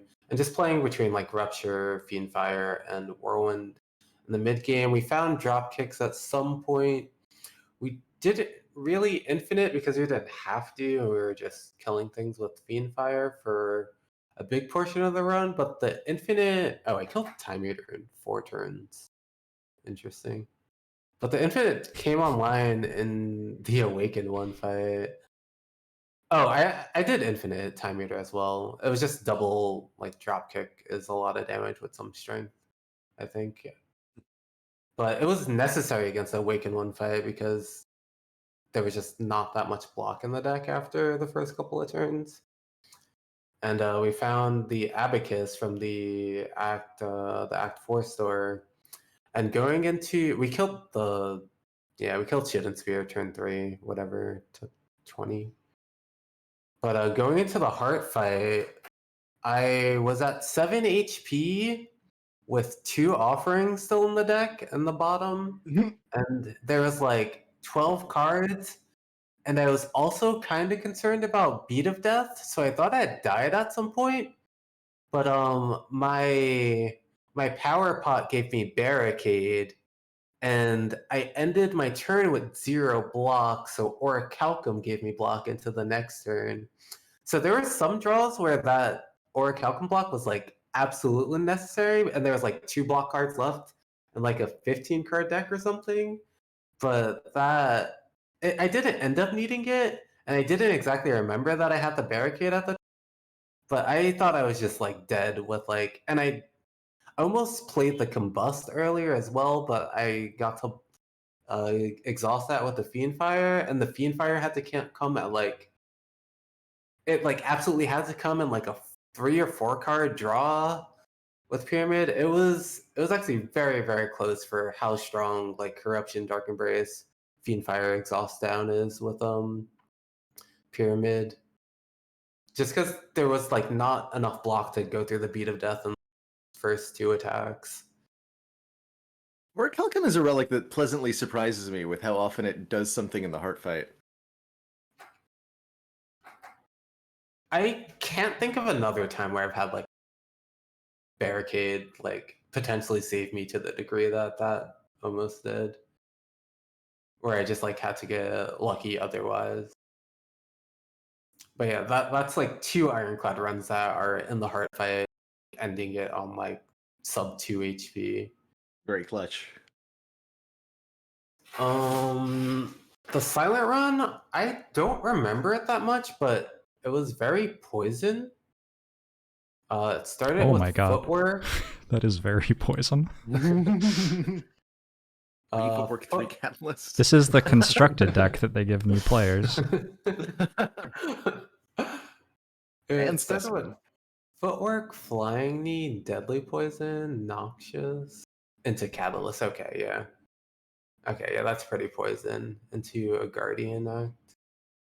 Sure. I believe we had 2 Catalysts fairly early. But the Act 2 was a little bit hard. We started the Act at 28 HP after taking 17 to Muggers. Took 0 to Chosen, and we purchased a Crippling Cloud. Took the gold from the Ritual Dagger event, upgraded all strikes and defense, upgraded Crippling Cloud. So we're at 28 going into Elites, and I think... How much energy? We are on 4 energy. But I think that Slavers was kind of scary for the deck.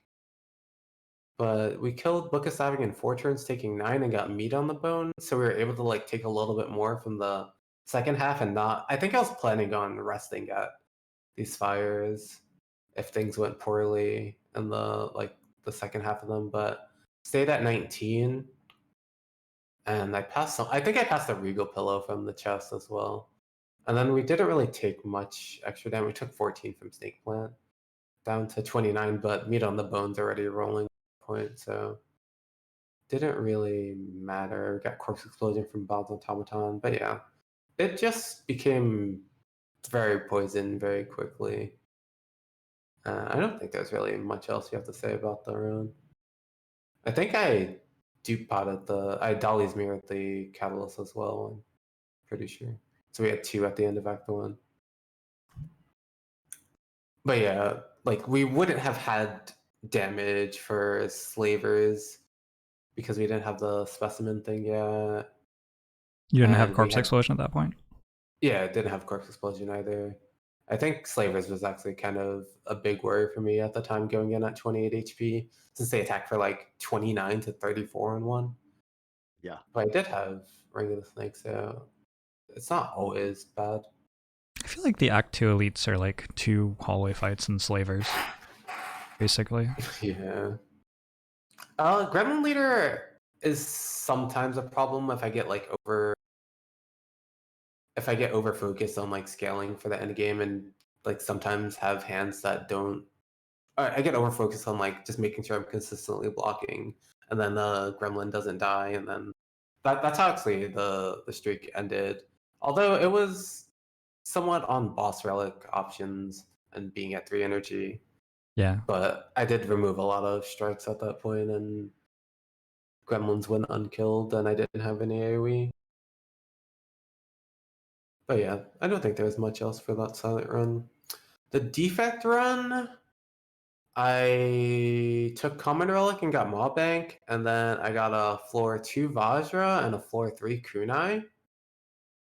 And I got Cold Snap, FTL, Ball Lightning as my first 3 card awards. my so I'm God. feeling Oh, this looks like pretty a strong run. amazing. Yeah, it feels really, really good. This is actually another no focus run, and the defect run before that had the consume and a capacitor, but it wasn't. It was mostly the genetic algorithms that was doing it. But capacitor, double echo form, and consume does do some stuff. We got a tungsten rod. We ended up getting apparitions event, as well as Dolly's Mirror and the dupe event. So I just duped an Echo and then duped an Apparition. So it's just Pyramid, 4 Apparitions, Echo form, and I'm kind of just attacking while not worried with Tungsten Rod. How did this end up doing enough damage to Heart? Is it just Barrage? Doesn't seem like there's a big damage source in here at all. It took Never 10 underestimate turns and Barrage. I took 1 damage. I mean, there's beam cells, Yeah. there's an all for one, there's recycle. So I'm recycling down a little bit as well, but yeah, it's just me just attacking well intangible. Just forever. kill the Heart 10 damage at a time? That does it, I guess. Yeah. Did you transform Strike Defend at the whale? No, you took Maw Bank. No, I took Maw Bank. Yeah. You transformed a Defend or removed a Defend over a Strike at some point here, though? Let's see. He's got 3 at 3. With Vajra, I can see that making Vajra Kunai. Vajra in the and first 3 Kunai, yeah. relics, I would probably also remove a Defend. I feel like, well, also 4 apparitions, It didn't happen I in guess. Act 1. Yeah. Yeah, with the apparitions, I think. Yeah, makes sense. I removed the Defend on floor 19. So at the start of Act 2, I was probably not super damage heavy and removed the Defend. This was before the apparitions, yeah. Sure. It's always interesting to me. I feel like, I don't know. Defect defends aren't always great. I think that I probably keep defends too much. Like on runs where you have focus and a couple of frost orbs, Yeah, you can definitely start getting rid of the defend. And that's before they upgraded, presumably, at the start of Act 2. Yeah, that Defend Plus is much stronger than unupgraded Defend. Yep. Yeah, I still had 4 strikes and the 3 defends at the point where they got upgraded. So yeah, I was a little bit block heavy at the beginning. How quickly do you take these beam cells when they're offered to you? Do you like think about it for 30 seconds, or do you just like insta slam beam cell? I think that beam cell is just like a really good early card, but because we were so attack centric with the Vajra Kunai started, they're probably super snap picks. Mm-hmm. Yeah, that makes sense, especially with Pyramid too. Yeah. Yeah, they're probably instantaneous. I don't usually end up with 2 beam cells, but this one makes a lot of sense. Beam cell is very, like, it happens sometimes for me. I think I played Defect. I think I probably die in Act 2 against elites more than you on defect, but I also suspect that I die in the boss gauntlet less often. I have I had a spreadsheet that had like death stats for it, but I feel like defect doesn't have a problem with Act 3 bosses that much, but there was definitely a period of time where it was my lowest run rate in Act 4 by quite a bit. I think so much of how I build defect is about surviving turn 2 of the elites and then turn 2 and 3 of the heart. Yes. And so I'm like very hesitant to put a beam cell on my deck because it just doesn't help much in that exact spot. I think I very often take 2 and then stop, where like at least one of them has to be upgraded. If I'm doing some things that want vulnerable, I'll take like 2 and then be done. Makes sense. I like it a lot, especially with All for One. You don't even need the upgraded version, then you just play them over and over and over again. I like. Pretty sure I didn't get the stopped- All for One until so.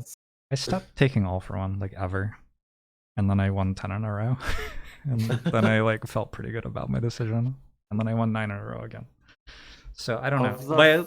My like brain for defect has changed very much in the last 3 months. I think. Incredibly complicated character. Yeah, for sure. I think like Blur was the first person to win 10 in a row on defect, and the way that he played defect was so focused on drawing cards and being good at turn 1 and 2 and very unexcited about damage commons, basically. Like take a Doom and Gloom and that's all you need sorts of ideas. And I'm not sure I'm quite encapsulating that perfectly, but I've been playing defect more and more like that and having success. Yeah.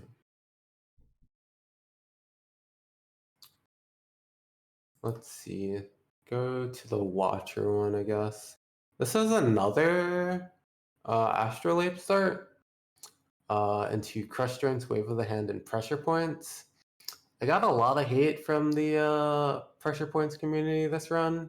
Pressure Points community. There's like 3 of them offered. I actually got offered a Pressure Points Plus on floor 1 of Act 2.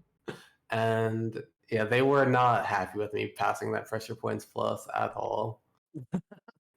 And there's another one at some point, but yeah, I mean, Coffee Dripper is free energy. We have a little bit of strength. Scrawl's great. Do we have block scaling? Just talk and some wallops, but there's vulnerable as well. 3 wallop plus, yeah, that'll do it.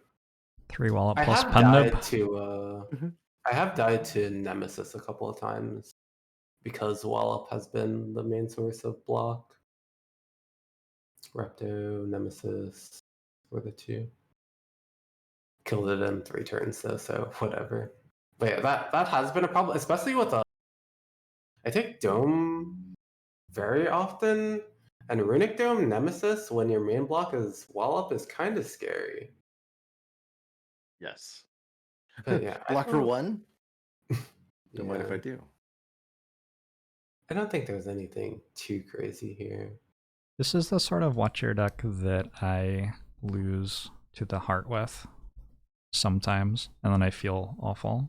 Like nothing before the heart is even close, and then I walk into the heart fight and I don't get talked to the hand before turn 3. And I take 60. It was a 7 turn, take 3 damage versus the heart, and I guess you have Clockwork Souvenir. Clockwork Souvenir definitely helps. Souvenir and Frozen Eye. Frozen Eye, good stuff. Such a heart-carrying relic, that one, Frozen Eye. Yeah. Next is Ironclad. I don't remember that much about it, but it did have 4 innate strength. 1, 2, 3 innate strength from Duvidal plus Curse of the Bell and Necronomicon. And Necronomicon is pretty insane, so 2 offering plus. Oh, this looks like a really good run. I think Necronomicon's just insane on Ironclad. But it's really, really hard to lose with it. Just because of how good it is in Act 2. Yeah, we got a floor of Act 2. After buying a Preserved Insect and Frozen Eye, so yeah. But Tomb Pervious offering Disarm Philippine Heart. I had 113 max HP, took 61 into the heart. Did all three of those rare colorless cards come from Sensory Stone? Probably, yeah. Secret Technique, thinking ahead violence. You had 113 max HP. There's a Singing Bowl. I'm not sure. There is a Singing Bowl. Max HP, Yeah. 12 from Singing Bowl and Mango. So yeah, that'll do it. Strawberry too. Triple Disarm's so strong in the boss fights too. Yeah.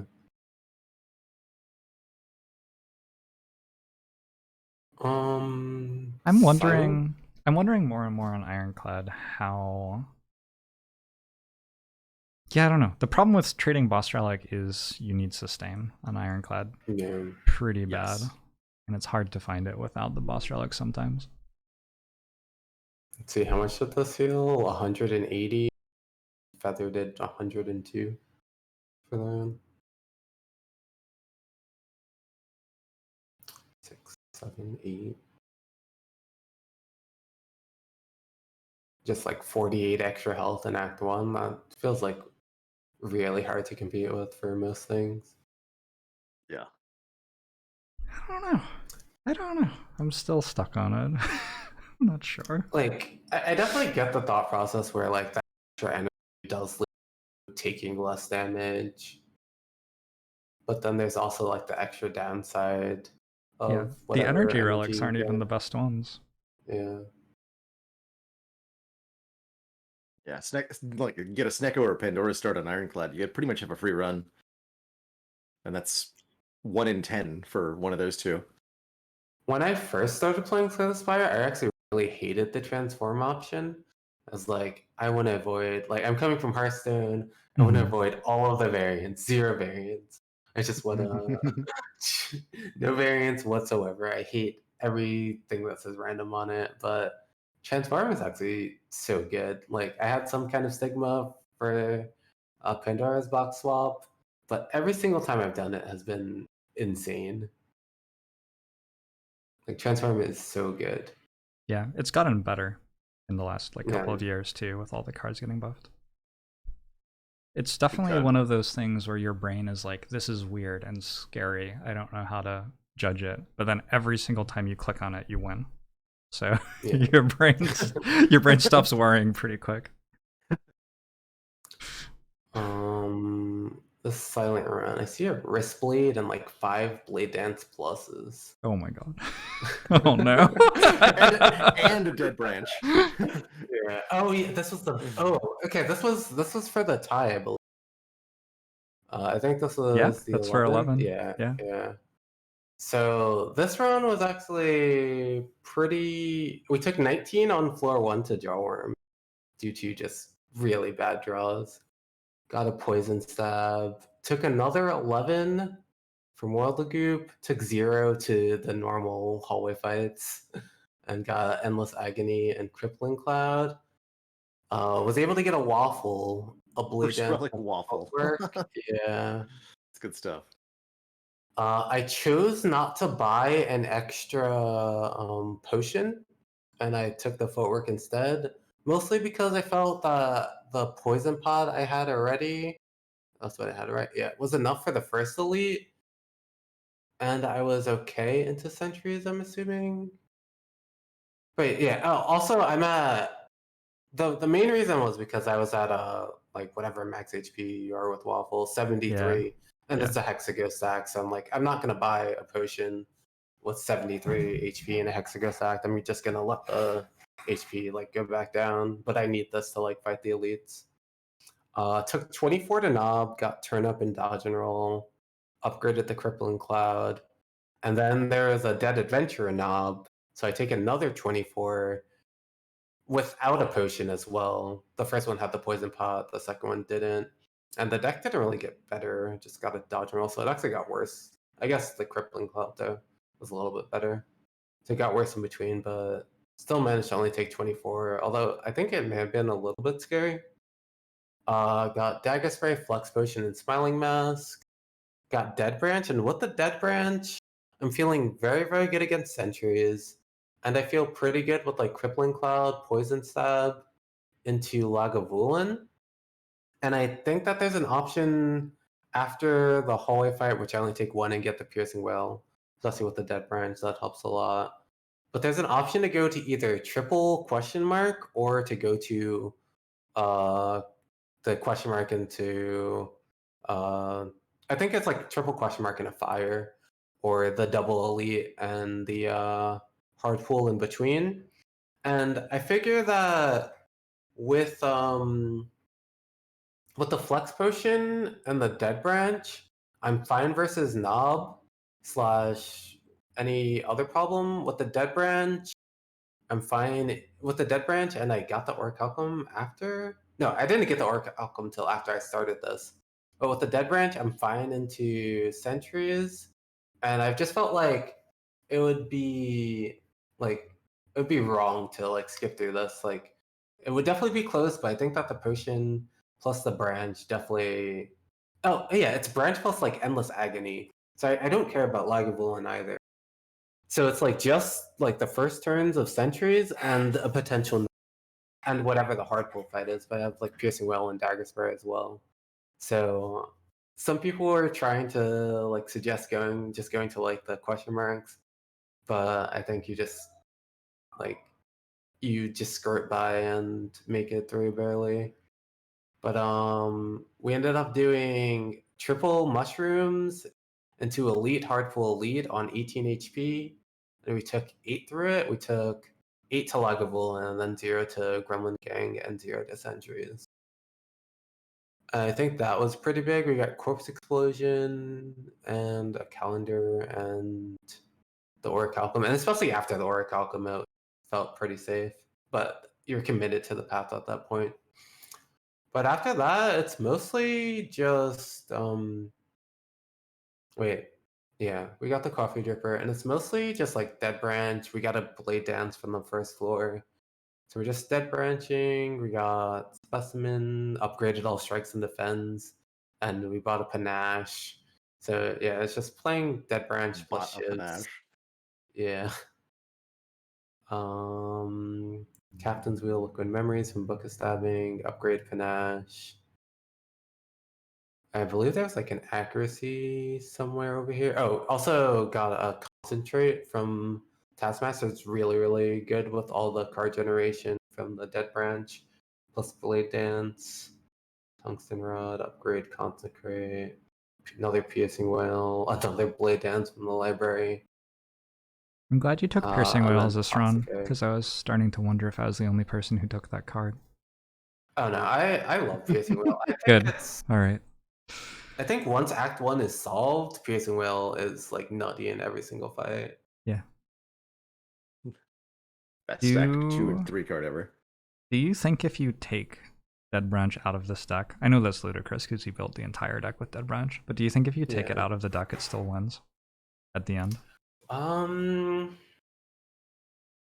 At the end, looking at the deck, yes, but Dead Branch was like so right, of course, yeah, big in that first like grouping in Act 1, as well as like the Endless Agonies got like shuffled twice into the Lagavulin with like some draw or something. It was very, very crucial into the Lagavulin, especially. Sure. I've just been skipping Dead Branch more than ever in like Act 3 lately. I feel like Silent is now so strong with her shivs that the shivs just win without it. And then Watcher like often doesn't feel like she wants it for much reason at all. I actually like it on Watcher a lot, like with Deus Ex and things like that. Miracles are so good with the Dead Branch, it's true. feel like I lost one run with Dead Branch on Watcher, and then I was like, I found a third thing that can kill Watcher, so I won't take it anymore. Never again. I feel like you should probably be dealing enough damage that you're not shuffling through your deck that often, unless you're doing like scry things. I'm always doing scry things. Yeah. Always scry. You draws a 39 card deck in 3 turns, didn't you hear? Yeah. I mean, yeah, I've definitely gone through the deck like very, very quickly as Watcher, and I love Cut Through Fate. But it definitely feels like you're like even like Crescendo. Oh, one thing I want to ask: how do you guys feel about for Watcher? How do you guys feel about like your first extra Wrath card? Because I think it's very important to the point of like Simmering Fury being okay, where it didn't take it as much in earlier Watcher runs. I keep not sure skipping about- Crescendo. Oh, I and take feel like Crescendo. shouldn't be. I like and Crescendo. Simmering Fury first one a lot. I like Crescendo the whole time though. I don't love never did it Indignation much. I like Simmering Fury just in general. I think it's very good with Meditate in particular. I like Indignation more than Simmering Fury, but I will take Simmering Fury as like the second Wrath card if I don't have anything else. Yeah.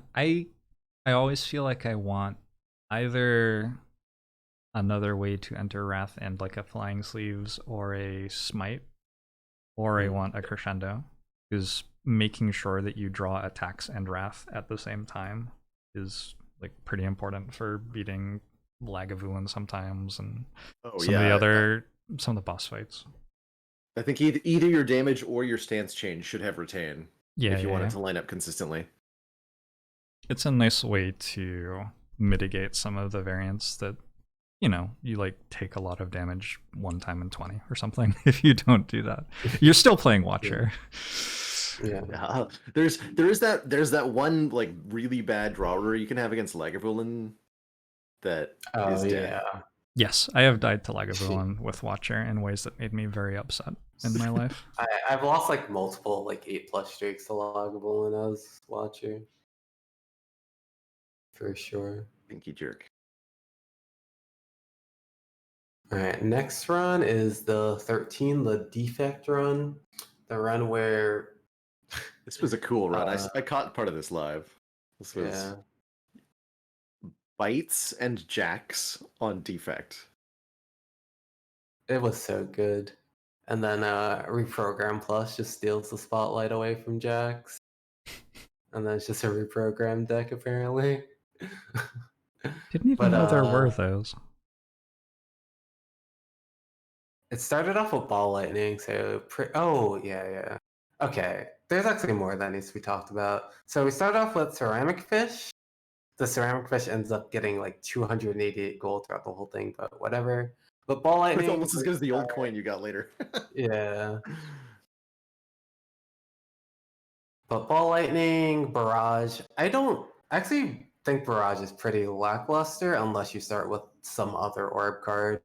Mm-hmm. It's pretty bad, like 0 to 4 damage, sometimes 8, which is like bad in like all 3 iterations, and like 8's borderline for like a damage common, 8 do nothing. But it becomes a very good card later. But yeah, I only took it because of the Ball Lightning, but other than that, I think it's a pretty bad card early. Boot Sequence as well, so Boot Sequence plus Ball Lightning, really good. Double Potion Start with Swift Pot and Snecko Oil. Took 21 damage because we're feeling great. Upgrade Double Strike. We go into Large Slime, and we've taken 0 damage for so far. And we could try and Snecko Oil for something, but it didn't really make sense. And then ended up taking another Snecko Oil in the fight to like make our way through and not take another 7 to the double slime after the split. There just wasn't a really great split. We take Go for the Eyes over Auto Shields. And then there's Sentries. 4/6 Elite and a world record run, so obviously you have to like almost die Before as is Campfire. tradition. Yeah, also before Campfire. As is tradition. So at the end there was like I don't remember what it was like 80% with the Swift Pot to not die, and I was trying to figure out which sentry to try and attack.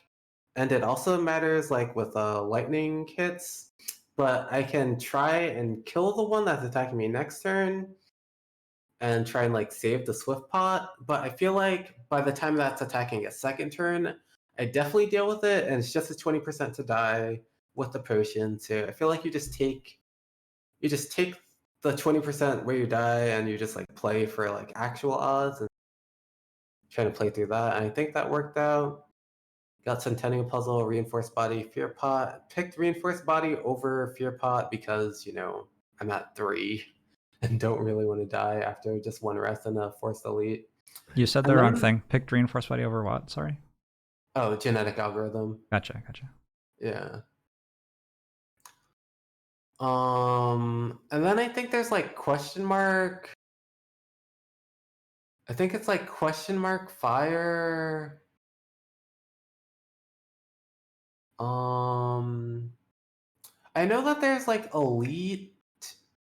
I think it's between fire elite, hardpool elite, or oh no, I think I'm getting it mixed up. I have the option between fire elite or elite fire for the 4/6 elite, and the thing I was planning to upgrade was go for the eye. So that actually would have went very poorly, being in like 3 health after what would have been a sentry fight.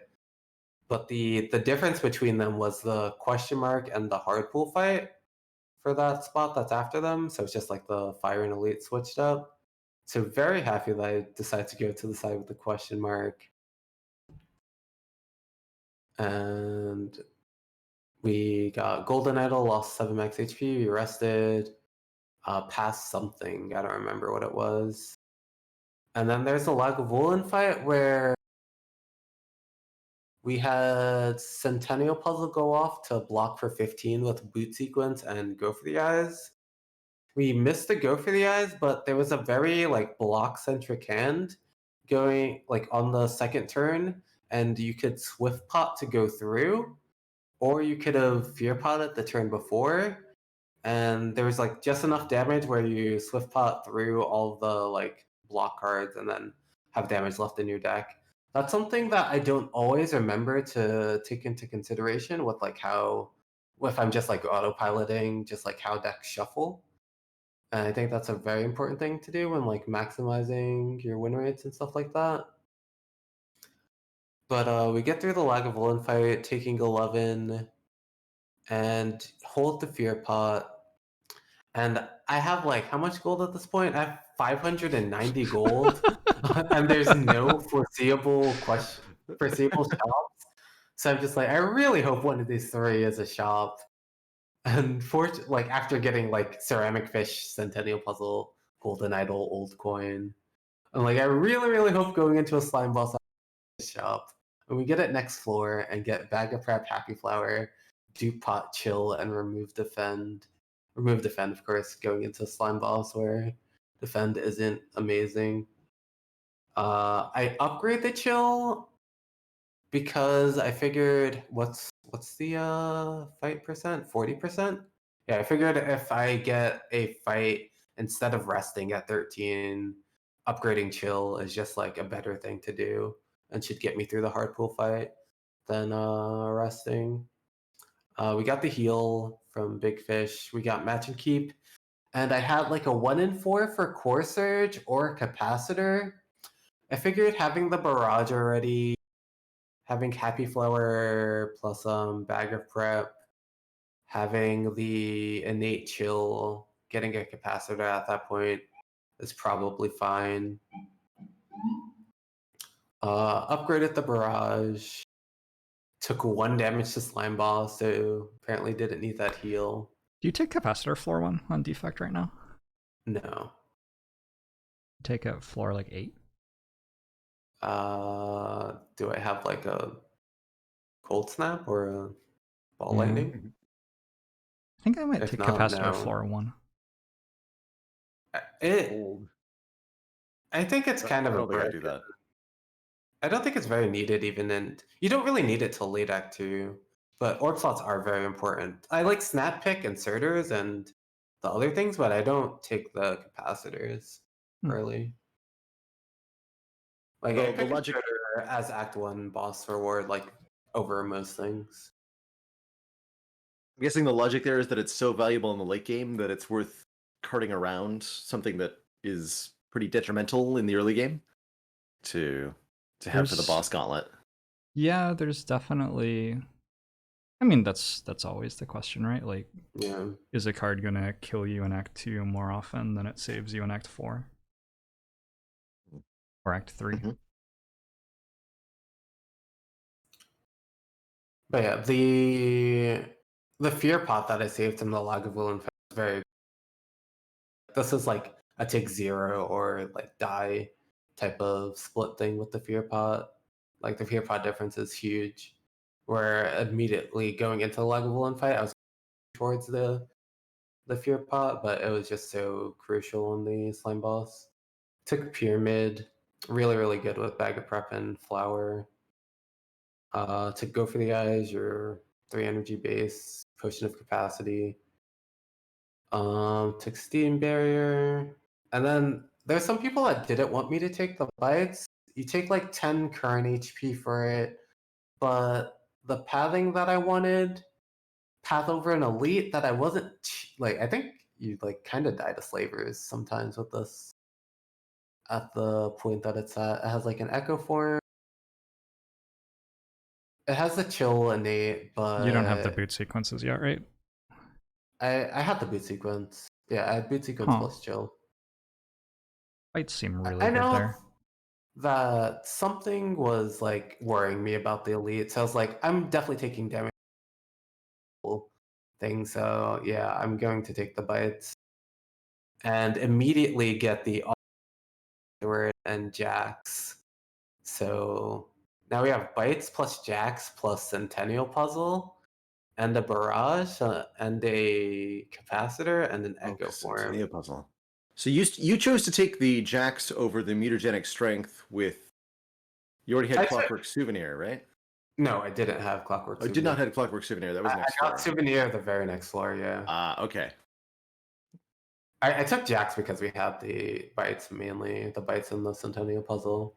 Also, Yeah, I took bites because bites gives you 45 gold. Like with ceramic fish. Insane. I think ceramic fish. It's a closet MVP. That thing is. Bites have won me so many defect runs lately. They're I think like 90, 80 gold Pandora's boxes. Yeah, ceramic fish with transforms is nice. Also, we got 9 gold for the Jack, so can't rule that out. What did you buy with the gold? Like a mummified hand? That's pretty good. That's pretty good gold. Well, mummified was probably a bird face turn. Yeah. Only a bird face turn. How much is the bird face turn? 39? Sure. What happened? So the book of stabbing ended up being like pretty easy. We just took a little bit, and like the Jax and the echo form and the bites were very crucial. And there was like a 3-turn lethal that I was thinking about setting up versus like potions or something.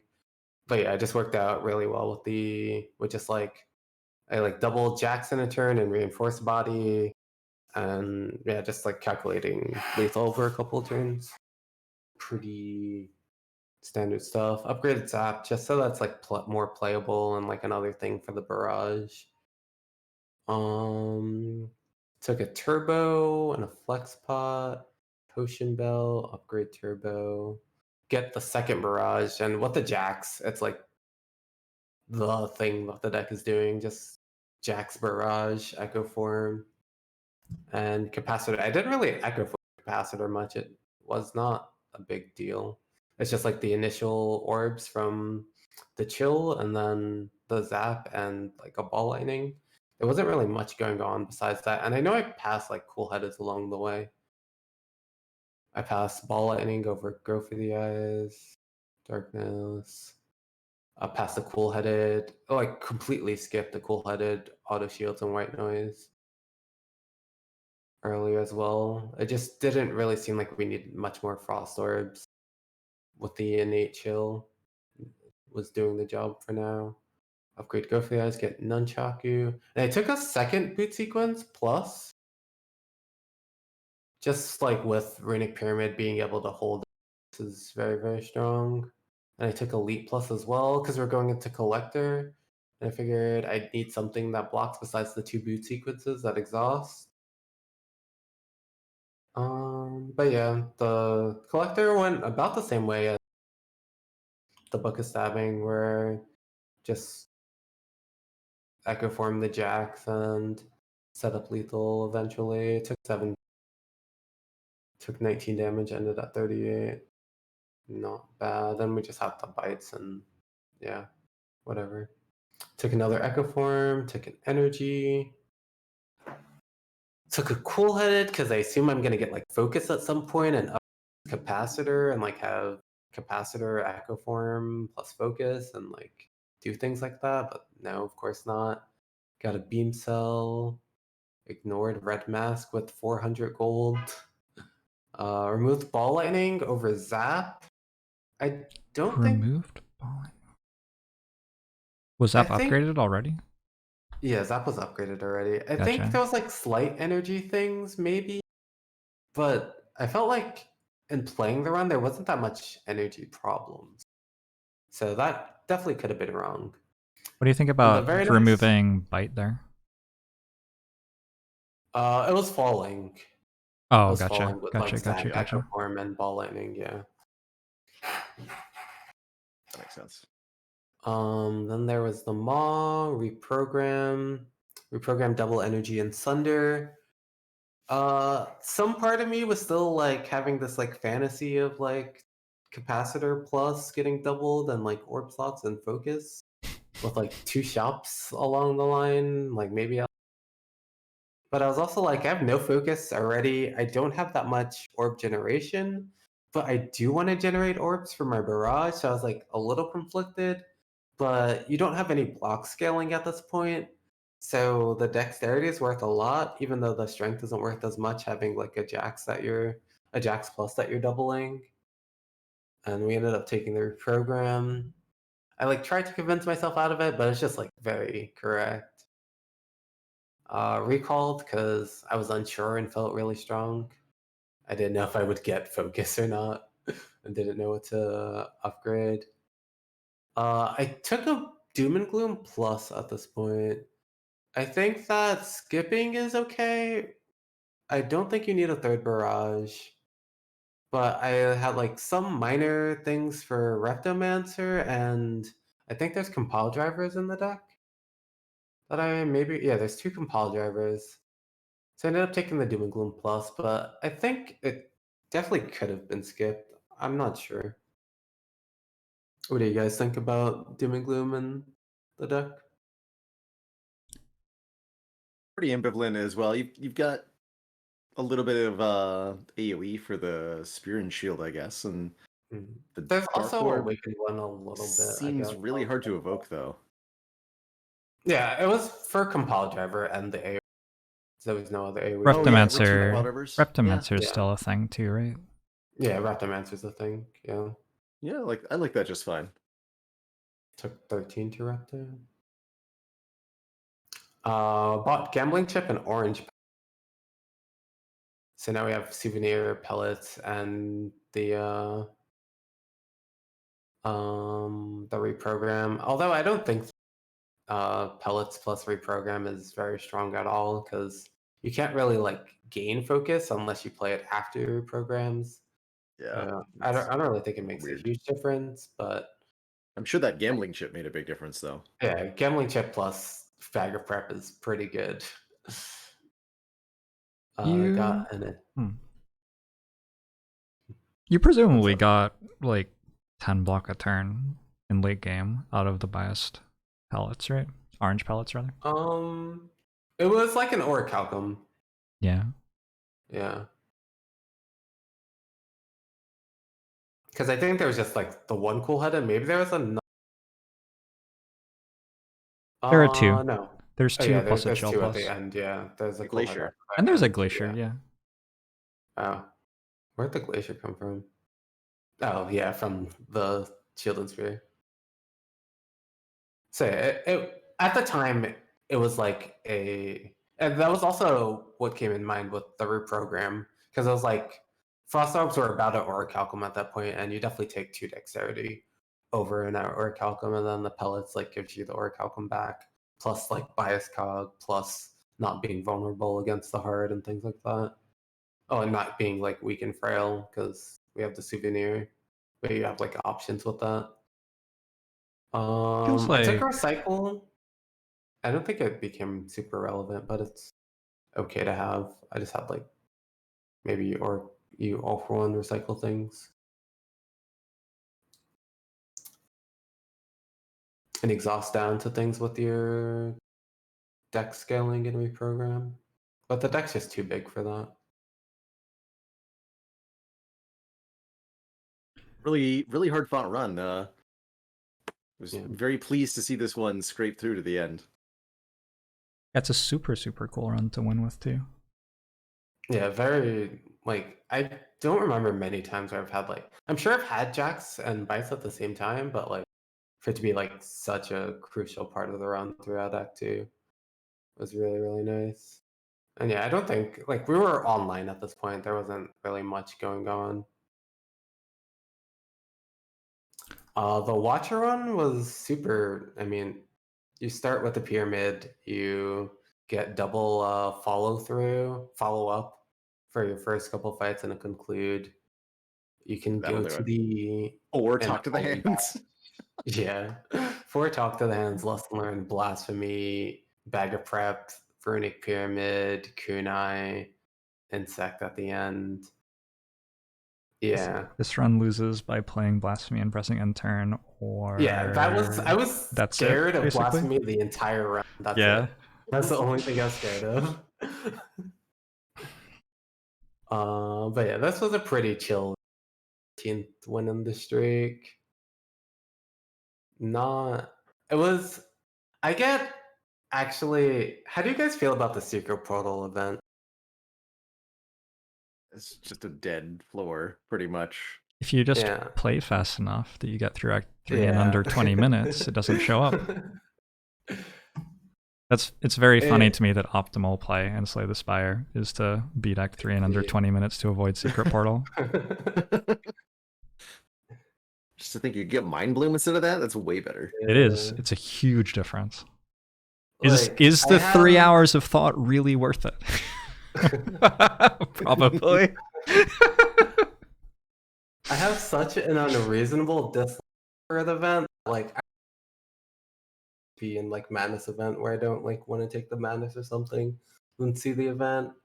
And like me, like, I mean, the run's like pretty strong where you don't have to pay that much attention, but like, I like messed up a little bit in the next couple of fights and like duped the wrong Talk to the Hand and things like that after the Secret Portal event.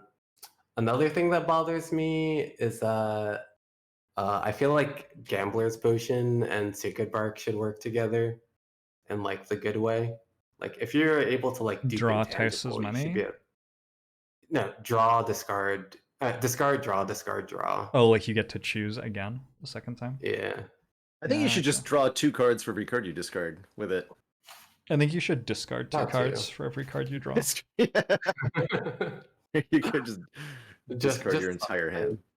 Yeah, I think it's weird how they decided which potions double and which don't, because there are some which could obviously double and they don't, and it's unclear why.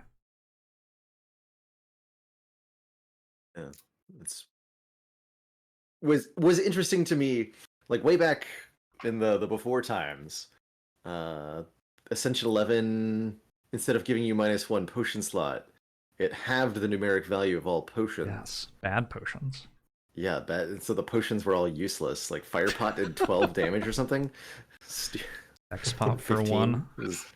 It was sad. And then when they introduced all these new potions, they were like, "Oh, we're gonna have to redesign this Ascension level because you can't scale all these numerically."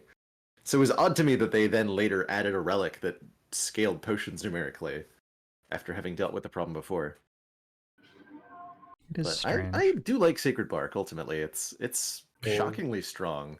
I've been taking it way more than I used to, especially on Silent, who doesn't feel like she needs energy anymore and has Alchemize.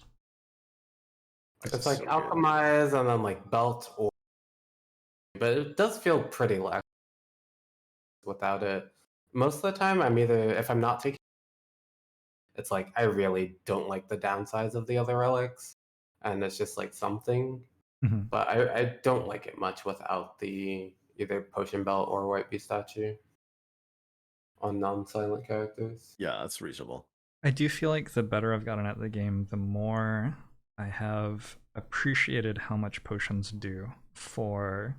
Like, there are so many runs where there's one or two things wrong with your run. Often it's just you don't beat Heart. But sometimes it's also like you don't beat Time Eater, or you don't have front loading for Reptimancer or something like that. Yeah. And so often if you identify the thing that you do badly correctly, you can just have a potion for it, and then you win instead of losing. I had a defect run a while ago where the difference between the run losing and winning, I ended up saving and quitting my Reptomancer fight just to see how far I would get. But it turns out the winning decision for this run was to drink a Thorns potion on turn 1 against Reptomancer, because my Lightning Orbs worked out in such a way that I needed the 3 damage to kill a dagger that would have stabbed me for 25 and killed me otherwise. Yeah. And it went on to win the run from there, but it was officially a loss to Reptomancer because I didn't drink my Thorns potion on turn 1. It happens. Thorns pot on like turn 1 against Gremlin Knob and a Hexago stacked is always like, it's one of those things where like you're meant to do the math, but doing the math is a pain. Yeah, like your win rate in Act 4 would actually be so much. Just dupe pot is like the difference between a lot of my heart kills. Yep. Duplication pot. You have, it's like saving a dupe pot for 20 floors. You have long enough to find bias or orange pellets a decent amount of the time by then too, so speed pot is incredibly live. Intangible pot for silent, obviously. Blood potion for ironclad even. Power pot heart fights are always interesting, where like you win 40% of the time and lose the rest of the time, and then you get to find out. Free echo form, or would you like a static discharge? A storm. Can I sell you on a Hello World right now? I remember going into some run recently where I was like, I really hope that these 2 Hello Worlds like get me over the point, because I wasn't scaling at all into Act 3. It did not work out, but I was like hoping for like go for the eyes and beam cells, because I just didn't get any. Okay, I had some questions about characters specifically, and we already talked about some of these things. I don't think we really talked much about the self-damage buffs on Ironclad. We like mentioned having Rupture Index sometimes, but like Hemokinesis got a fairly relevant damage buff, plus the unupgraded version only deals you 2 now. And then Rupture got, I would say, an incredibly relevant change. It's not strictly a buff, because the upgraded version used to cost 0, but now it costs 1 and just does twice as much, which seems worth it. Yeah, it does feel like I generally prefer the new Rupture to the old. It turns out 2 strength is more than 1 strength, especially... I mean, I've had runs where you have like Brutality and Combust and like 2 copies of Rupture plus Imply, and you just like have 30 strength. And you can't work out why. Like, what did I do to deserve 30 strength? I just played cards that cost like 1 or 0 and that did stuff anyway, and now I have 30 strength. Demon form crying in the corner. Yeah.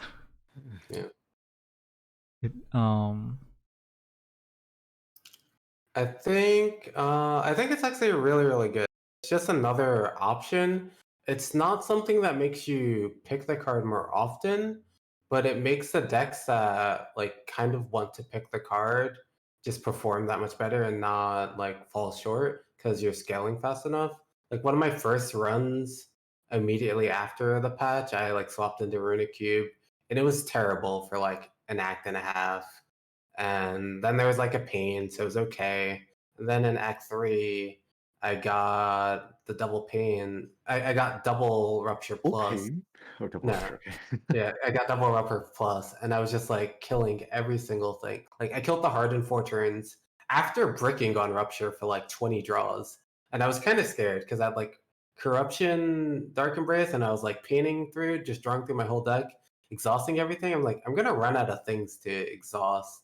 But the deck just still killed the heart in 4 turns with the double rupture. Once I finally did draw them with like 10 cards left in my deck or something. But just things like that, and the run streak where I was killing things with like whirlwind, ice cream, and the fiend fire, and that was just like how I got through most of the game because I wasn't blocking at all. I was Yeah. just like dealing a little bit of self damage and then bursting through everything. And it being 2 strength is definitely the difference in killing some enemies. The closest I felt like playing Watcher on Ironclad is definitely with Rupture. Yeah, that's about right. I think Rupture's a super, super cool card. I adore the interaction it's got with Pain and some of the other curses. So few other things in Spire interact in this way. But I find myself struggling to figure out when I'm supposed to take Rupture in the first place. I don't usually pick up self-damage cards. I do like Combust against Slime Boss generally, and I'm more and more open to taking an early Brutality in a whole bunch of different situations. But I so rarely have self-damage in my deck when I get Ruptures offered to me. So I'm finding myself turning them down a lot, and I'm not 100% sure what my entry point into this kind of little package is supposed to be. Did you know that there's like one barricade in all of these ones? Like, they're... That's a travesty. I think Corruption's stronger than Barricade for sure. Oh, but did I not have Rupture in 2 of them? I think I may have. I'm talking about Barricade, not Rupture. Yeah. You definitely had Ruptures. Yeah. I'm surprised there are so few Barricades. Because the thing... I feel like a lot... Like, I think the general Ironclad deck that wins without being unfair is, like, Shrug It Off, Flame Barrier, and then you probably put a Barricade in it. And obviously there are Ironclad decks which are unfair, which are way better than that, but they're generally built around strong relics and rares, and you don't always get those.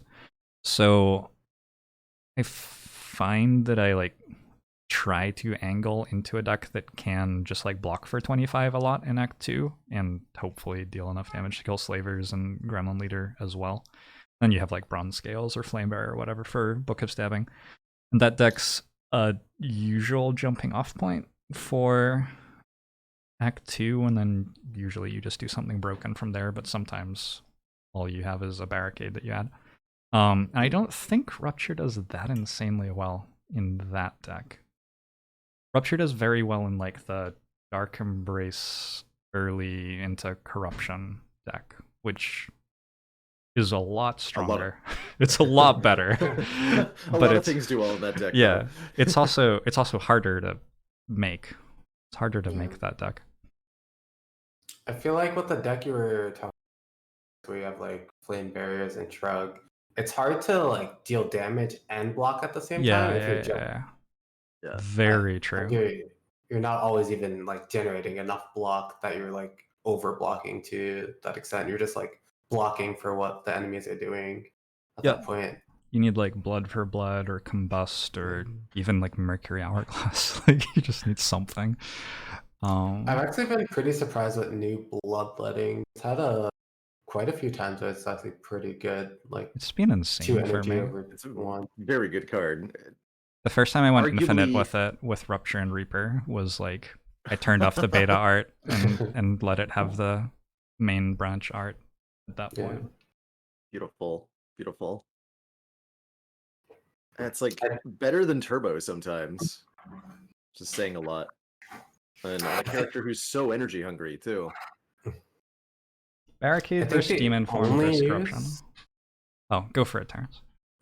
Yeah, just one last thing for Bloodletting. I think the only for that was like a deep breath, bloodletting infinite for as much health as you have.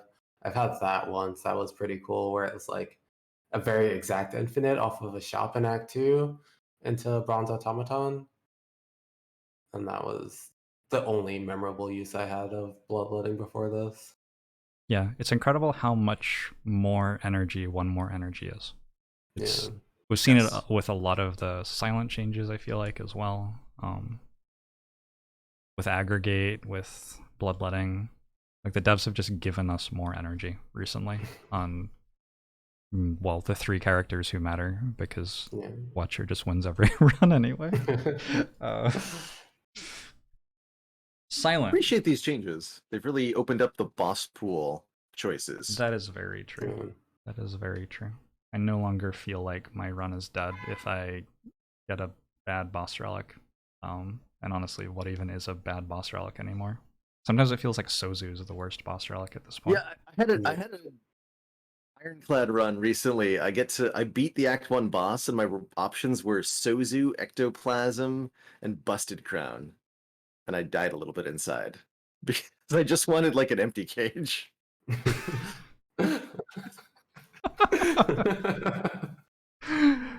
Yeah, it's relatable. The downsides feel way more significant on the energy relics to me now for whatever reason. Oh, they are brutal. Barricade versus Demon Form versus Corruption. Those are the big 3 Ironclad powers. I feel like Corruption's the most powerful. Oh yeah. I'm Yeah, I agree. 100%. always. Do you Not like only the ever most take Demon powerful- Form anymore? But the easiest to synergize with too, Corruption. 33% or something of Ironclad cards say exhaust on them. Yes. Yep. It's a lot. And like half the colorless cards and like half the status cards. Ridiculous. Demon Form is such a trap. Like you pay 3 energy for it, and then 1 turn later you get an Inflame. And I then don't pick it often, but the times that I do, it is very, very impactful. Like it's something that you could pick in like 15, even lower percent, something in that ballpark percent of your runs, but it's been like very, very impactful in the times where it is pickable. Is my feeling on Demon Form, but it's not very. Whereas like Corruption is like almost a like very, very easy pick. Barricade, if you have like an Impervious, then it's pretty pickable, and even without, it's still like at least pickable in a lot of runs where you want to try and make it work. But like Demon Form, it takes a lot more to like be able to pick it. I think Demon Form's sort of always quite strong if you want it, but you usually don't. Barricade you often want even when it's sort of weak. Like there are some runs where like Barricade's so good against Bronze Automaton that even though it is not a good card in any other fight right now, you just take it for Bronze Automaton. And then sometimes you high roll in it, you have 999 block 10 floors later. And sometimes you don't, but that's okay too. And then Corruption is just like, you always take it and it's always strong. Both Demon Form and Barricade are very much powers that you only play in certain fights. Frequently your boss or maybe the particularly slow elites, but a lot of fights don't give you the time for either of these things to do anything. So they can feel like such a weight to carry around. But if your deck supports that and you're able to clear hallway fights, or if you've got maybe a Slaver's Collar and you have the extra energy to afford for this big power in the fights where it matters, and you just don't play it in the other fights, it can work out really well. I've been very impressed with Barricade in general when I've tried it. I had a recent run that I took a rare card on floor 1 with as my starting bonus on Ironclad, got a Juggernaut, and then on floor 2 I transformed a strike into a Barricade. So by floor 2 I had Juggernaut Barricade, and that went better than expected from there. It was good. It's like it's very similar to the defect runs where I get like capacitor consumer, like or like your inserter defect runs you were talking about, Baalorlord. I feel like the Mm-hmm. Ironclad runs with early Barricade feel a lot like that, where Yes. often the deck just seems bad the entire run and you very easily win. Yeah, but there's like this terrifying moment of Act 2. Always. Where you... Always. Yeah, absolutely. But then, like, you have, like, a fire pot or something, and you play 3 strikes in a fire pot, and, like, the backslaver's dead, and then nothing else in the entire run matters. And as soon as you beat Bronze Automaton, it's all over. Well, You got the you second fall line. asleep, and then you get attacked for 100 by Reptomancer on turn 2. And so you, like, go to 2, and then you rest, and then you fall asleep again. That's my experience with that deck. Silent. What happened with Blade Dance? Blade Dance is so strong now. I chose not to take a Crippling Cloud recently because my Silent deck was on 3 energy in Act 1, and I figured it was fairly likely that I wouldn't take an energy relic at the end of Act 1 because there were a bunch of other relics that seemed better, and I would prefer to build my deck around an unupgraded common that I didn't have yet. Like, I just would rather have a Terror even though I don't have Blade Dance yet. Yeah. I think that what it comes down to is, like, if you're just looking at it as like 1 energy common deal 12, that is like where you want the curve to be for like early game cards, right? Where it's like 1 damage deal 8, do that's like still nothing too else is strong. bad. You want like 10. It's strong. 10 or Yeah, 11 maybe. like Twin Strike is like at the curve, right? Like Hey. for like damage Yeah. common. Yep. Whereas like 12 is like a little on the high part of it, but like not insane by itself, but all the little incremental upgrades. Vajra does like 1 extra, and then there's like Ink Bottle, there's Accuracy's playable, there's Finishers playable. There's like so many things that it branches to the point where it can feel very strong. Whereas like Blade Dance branches to like so many things that were just like very lackluster before. And with Blade Dance before, you pick it after you get the things, and you're like, oh, I hope I can like catch up and like use these things. Whereas now you're like picking the Blade Dance and it's good, and you're like, I really hope I get these things to support the Blade Dance. That's like the big like switch in it. Yeah. Like even Calculated Choke is like a pickable Act 1 thing. very with Blade Dance as Finisher as well. Yeah. I feel like Finisher was always already okay, and now it's obscene. It's so spicy if you've got a Blade Dance. Blade Dance was nearly unpickable, I want to say, at 2 shivs. Yeah. But the I extra also- shiv... I wonder how much that was us playing the game wrong. Also, A little bit. Definitely a little bit. But Blade Dance is a card that it's... I appreciate what the extra shiv. It's definitely now ahead of the curve, and it scales kind of obscenely, especially with the 1 more shiv on the Blade Dance and the buff to accuracy. If you have both of these, it's like 50% more damage than you were doing before. it But used how to do be the 21, and now it's what, 40 or something if you have an upgraded Blade Dance and an upgraded accuracy. It's so much damage. no. It used to be 14, and now it's 24.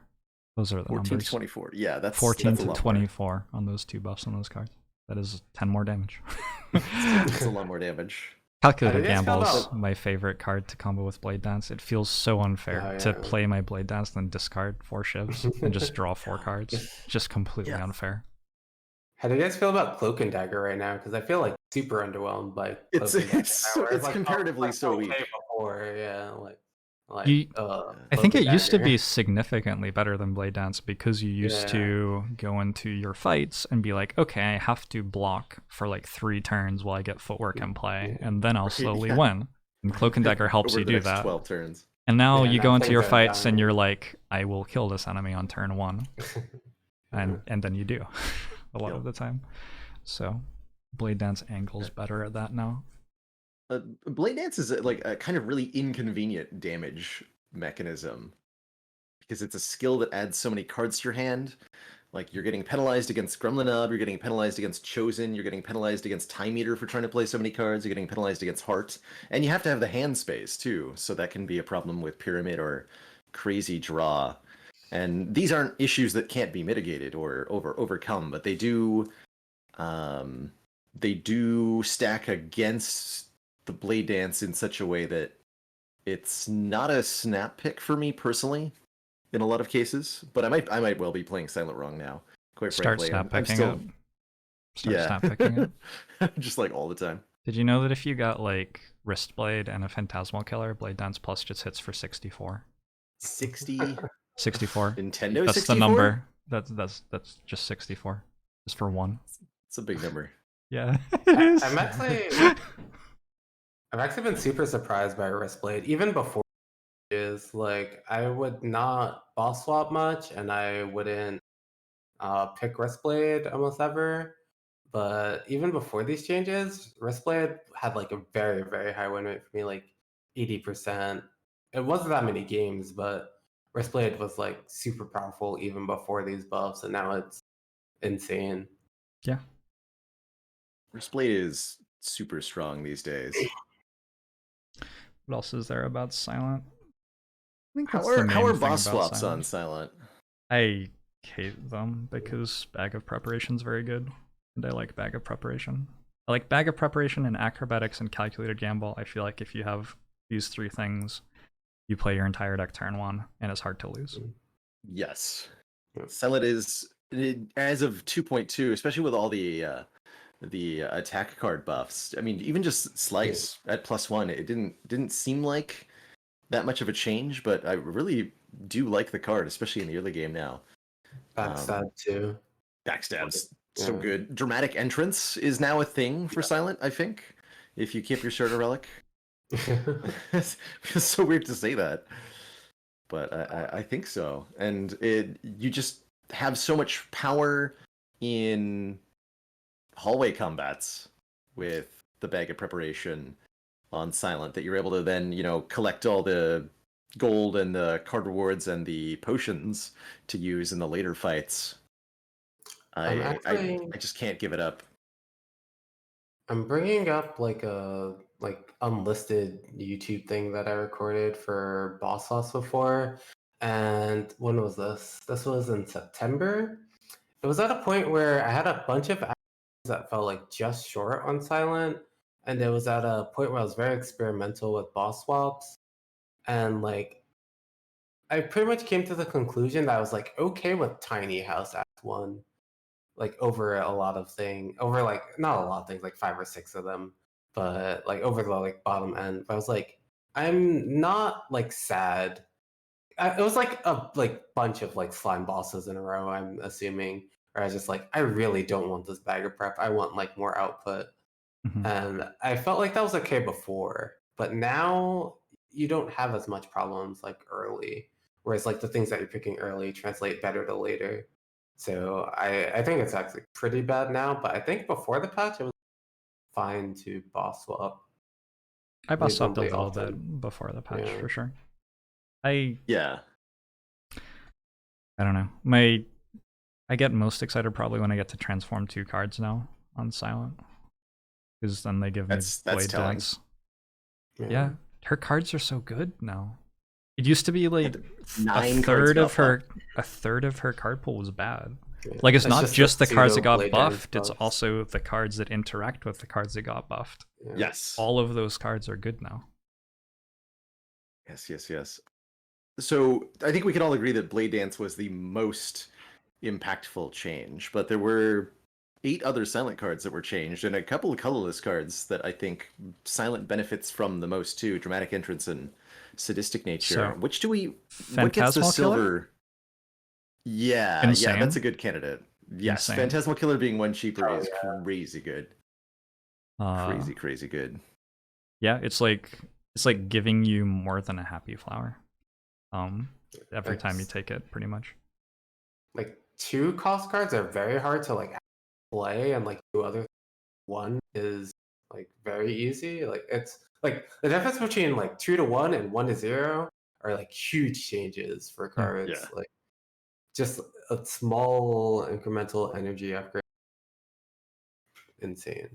What were the other ones that changed? There's accuracy, Accuracy. slice. Yeah, slices. I'm not going to remember all of these. Sneaky Strike got a Sneaky +2. Strike. Significant. Yeah. Like, Silent, Eviscerate as well, too. Silent has Yeah. always struggled to saturate energy when she has to have an attack turn in Act 1, because her starter deck has like strikes and a neutralize. There's no like bash or anything. And so just taking a card that deals damage for 2, sometimes you have to. And so Sneaky Strike getting a buff is great. Yeah. Even if you're not going to make it incredibly good, it's just a damage common. Well, yeah. It really does feel like those Act 1s where you get offered the worst of the damage choices and you have to take them. Where before you would have definitely just gotten murdered by Evelyn. Now you can survive that encounter and come out ahead. With another one that we're forgetting is Reflex. Reflex went from being Reflex is huge. Reflex is so busted. Like discard 1, draw 1 is like, why even put that in your deck? You're drawing that 1 card anyway. Like it's not actually doing anything. It's often like detrimental because you want to clear your hand space, not have more cards in it. Yeah, I mean, but Reflex has been pretty good card for me. I agree. I think when you got to start taking acrobatics in a silent run was always the point where you started winning, but you didn't used to be able to start taking acrobatics before you're like clear of the Act 2 elites. Probably was probably when you started being able to do so, and now you can take it like floor 4 a lot of the time. I start taking acrobatics really fast now. Yeah, you have so much more damage. You have so much more access to the discard cards. Like you mentioned, Eviscerate and Sneaky Strike. Those are legitimate damage options early. Acrobatics hits both of them. But we haven't talked about the most impactful silent change, which was Storm Steel. Which changed in some way? It costs less. So after you discard your hand... It does not feel like it's good at all to me still, despite everything. It just didn't solve what was wrong with it at all. It had that you called it a worse Blade Dance earlier, and that's not wrong. Yeah. It's Blade Dance plus discard your hand. Point in my streak where it was like 2 potions, and it was great. And then it was also the Dead Branch run with the Panache. It was actually... It's always been good with Dead Branch. Yeah. It's always been very good with Dead Branch. I think the most impactful points I saw it in before that was like Snecko decks with Kunai has been like the most impactful Storm Steel I've seen before or recent. Yeah, that's not too bad. Yeah. You have to want the cards in your hand to turn into slices. Or shivs, rather. And most of the time, you don't. There's not a lot of cards that are worse than shivs. That's the problem. Yeah. All right. Defect? Defect. What did we miss talking about on Defect? I don't think we talked one thing before we move on. Oh, one more silent. Is, not silent specific, but like power rankings for classes and like where were they at for you before the patch, and where are they at for you? Power rankings for what? Sorry.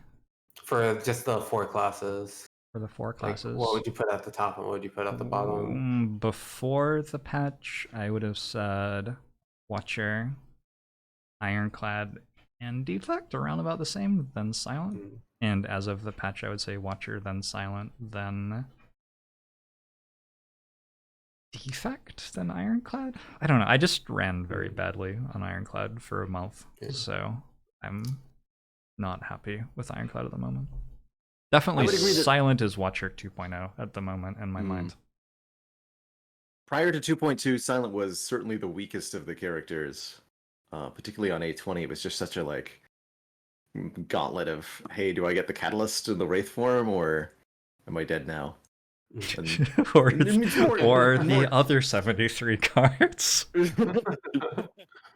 Now she's at least on par, it feels like, with Ironclad and Defect, possibly above Ironclad in terms of power level. I think Watcher's still at the top. If power level translates to win rate, Watcher's going to be at the top there, even after the other characters all got buffed. But Silent is no longer noticeably worse than everybody else, which is really cool. I'm quite happy with that as a change overall. For me, I mean, it's no surprise that Watcher is top. But I had Watcher, Ironclad, Defect, and Silent. But as of recent, I think that Ironclad should probably theoretically still be second. I don't think I'm playing her to that level, and I don't think that most people are playing Ironclad to the point where I think it should be like theoretically in like mid 70s, like low 70s, as is like seems like would be attainable. But like just comparing it to my Ironclad, my game, but like on Silent, I'm like 12 and like 3 in my last 15 or something like that. It's actually better than my Watcher because I've been like kind of like I get like pretty lazy in Watcher runs. But Relatable. I've played Who doesn't? 160 runs. Yeah, I've played 160 runs since the patch, just like 40 on each, and which is less than you played in January, almost like a 2/3 or something. I played Of how much you 212 in January. 12. yeah. You're both beating me. I've only got 65 Ascension 20 runs On the since patch? 2.2 Well, came out. you're doing ladder Yeah, I'm streaks doing- again now, right? Yeah. I was just doing some Sozu starts today, forcing myself to play without potions. Ladder streak intimidates me. I would not be able to remember how the enemies changed at different ascensions and Yeah. stuff. It would be too much for my brain. That's impressive. I was playing on my Switch and I was like, wow, you get like so much gold. You cut out there for a second. I was playing on my Switch recently, like climbing up the Ascensions that I've been putting off for like over a year now. Can you not I'm at unlock like them? Ascension 6. You can't just unlock them. Oh. Yeah, I'm like Ascension 6 on Ironclad. That's it on my Switch right now. But I saw that you get like 100 gold from the Jewel Dagger event. I was like, that's so much gold. A lot of money. Yeah.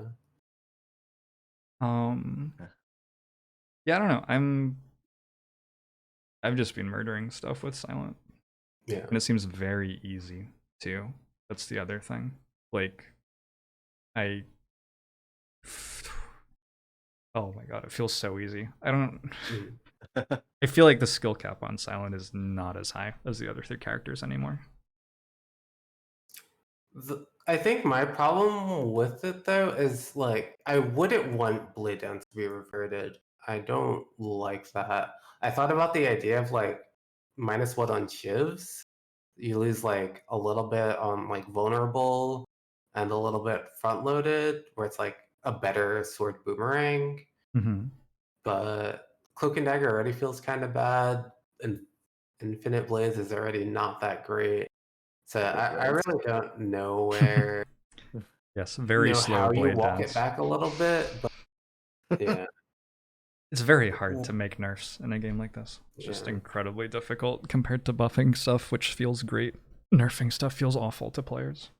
Oh yeah. I think this approach has been a maybe not a perfect one, but definitely there's a lot of worse things they could have done, right? Definitely a lot more enjoyable too. I'm trying to think when my last. Definitely I don't remember 2.2 more than I did before. Sorry. I don't remember my last difficult Silent run. I died to the champ on the 28th of January with 3 apparitions and a paper crane? How? How did I die? I don't know. I think I just didn't have enough damage.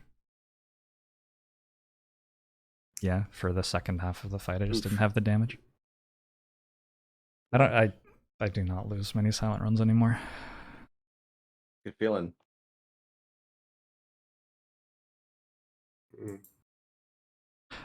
Defect. So defect, yeah. I think the most interesting thing about defect for me is where you start scaling up for late game versus how much you commit to like the runs where you don't get Ball Lightning, Doom and Gloom, and Electrodynamics. Yeah. Yeah. What do you put in your deck? I like Sweeping Beams. I like Compile Drivers because they draw cards for later. You like Beam Cells. I don't like Beam Cells that much. Literally a million holograms. A million holograms? What do you get with the hologram? Just like Beam the one Cell. Beam cells. I've taken a Beam Cell or two in my life. I've also spent 300 gold on a Strike dummy, which is just like playing a Beam Cell. So maybe I should take Beam Cell higher. You're getting like orb gen and blocks and card draw. I don't know. Defect has the most stacked common pool, I think, of all the characters. It's just such a consistently offered such crazy good cards, whether it be card draw or energy generation or some really efficient zero cost attacks. It really is kind of the thing that staples the character together for me. Something I found super cool doing a all achievements speedrun for Slay the Spire. The tactic is to, for your first run, you play with the defect and you simultaneously skip every relic for the Who Needs Relics achievements and play with only commons for common sense, because defect can win Act 3 with just upgraded common cards on Ascension 0. Believable. Probably can on Ascension 20. Stack's really good. Yeah, probably with a little bit of luck to it. I think defects commons are bad. I don't know. Defect has like the high end, but it's average common. I like Ball Lightning. I like Cold Snap. Yeah. I like Charge Battery. Barrage can be good. Beam Cell. I think Defect sometimes struggles to saturate energy. That's why I'm sort of low on Beam Cell. Saturate energy. That makes sense. I feel like the Defect really needs the card draw engine to start going, which Defect can definitely make happen in so many beautiful ways. And I've definitely played the run where I had 8 Cool-Headed Plus and didn't draw any of them before dying to the Act 4 Elite. So experiences like that sort of color the way that I conceive of what that card draw engine looks like. Defect does have Claw, though, which is one of the best. No, don't say that. Just infinite scaling damage. Oh no. Claw is a great way to deal damage in a good defect deck that could have won with any other card. Yeah. The sleeper commons in the defect pool that I've really been appreciating is Rebound, because it's deck manipulation that's attached to a front-loaded damage card, so it's deck manipulation that you can take in the early game and feel good about. That continues to be useful later, letting you like rebound your Frost generation or rebound your Weak Source or rebound your Seek because you took a Strange Spoon, and that works now, which is so cool. Rebound Equilibrium. Yeah. Makes Runic Pyramid. Runic Pyramid's pretty good. I don't find myself taking Rebound forced to in my first couple of combats, but I feel like a lot of the things that you really care about are one-time play things that like impact like Defragment. Defragment or Echo Form, or like you don't care as much about the other things, or you have things that are like in play and they're in play and you're like happy. So I don't tend to like Rebound, although I like Headbutt like reasonably on Ironclad, or like headbutting a Battle Trance or something like that. It's one of the things I really like. Just like having a headbutt every once in a while on Ironclad. I'll just like take one. Yeah. You get battle trances when you play Ironclad? This is what I'm doing wrong. I get Sever Soul. Yeah. Sweeping Beam I like a lot. Yeah. I think I have a lot of defect runs where I have 3 copies of Sweeping Beam and I start upgrading them. Yeah. Sweeping Beam's really good. Melts through those multi-enemy fights, Slavers, Reptomancer, 3 cultists. Defect has a lot of strike pluses in its like early game, like Sweeping Beam, Cold Snap, Ball Lightning. Just a bunch of strike pluses. Melter. Yeah. Melter I'm like higher on than I used to be. Melter does okay. I like it. It's like Snake Plant, Avocado, Baseball. Just a lot of things in Act 2. How often do you die on defect in Act 4? Do you know? You like looked? I used to. I accident spreadsheet I had, and I'm trying to find someone that I still have the run history folder, but I accidentally deleted. I'm like not super tech savvy with that stuff, and I was manually keeping track all throughout last year.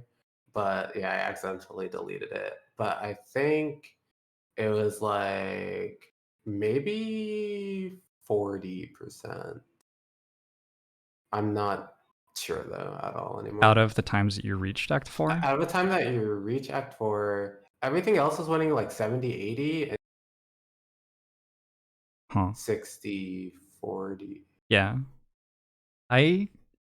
So this is not optimal play, but my least favorite thing in the game is getting to Act 4 with a deck that can't win. And Oh yeah. some of the things that I do definitely are to avoid that happening as much as possible, rather than because I think they are correct for win rate. Mm. I've been dying in Act 4 very, very rarely these days.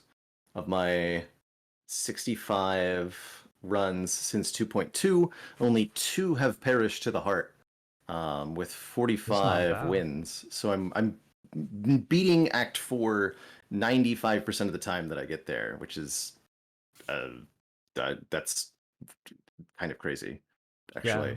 No, it super is. I have the started just for like 2.2 that I could link in your chat real quick, and it's just like a quick like visual version of it. But yeah, most of them are Act 4 and or like rarely Act 3 bosses, but mostly Act 4. I used to have it where I like highlight. I pretty much have the wins highlighted at 57, and then I used to have like the like Spire Shield and Spear deaths like highlighted in like yellow. But yeah, that's where I'm at so far as like 2.2, just like a visual. Gotcha. So it's the how things have floor been so far. number. Yeah, Understood. and I had a death stats page in the old. I've been too lazy to redo that one yet.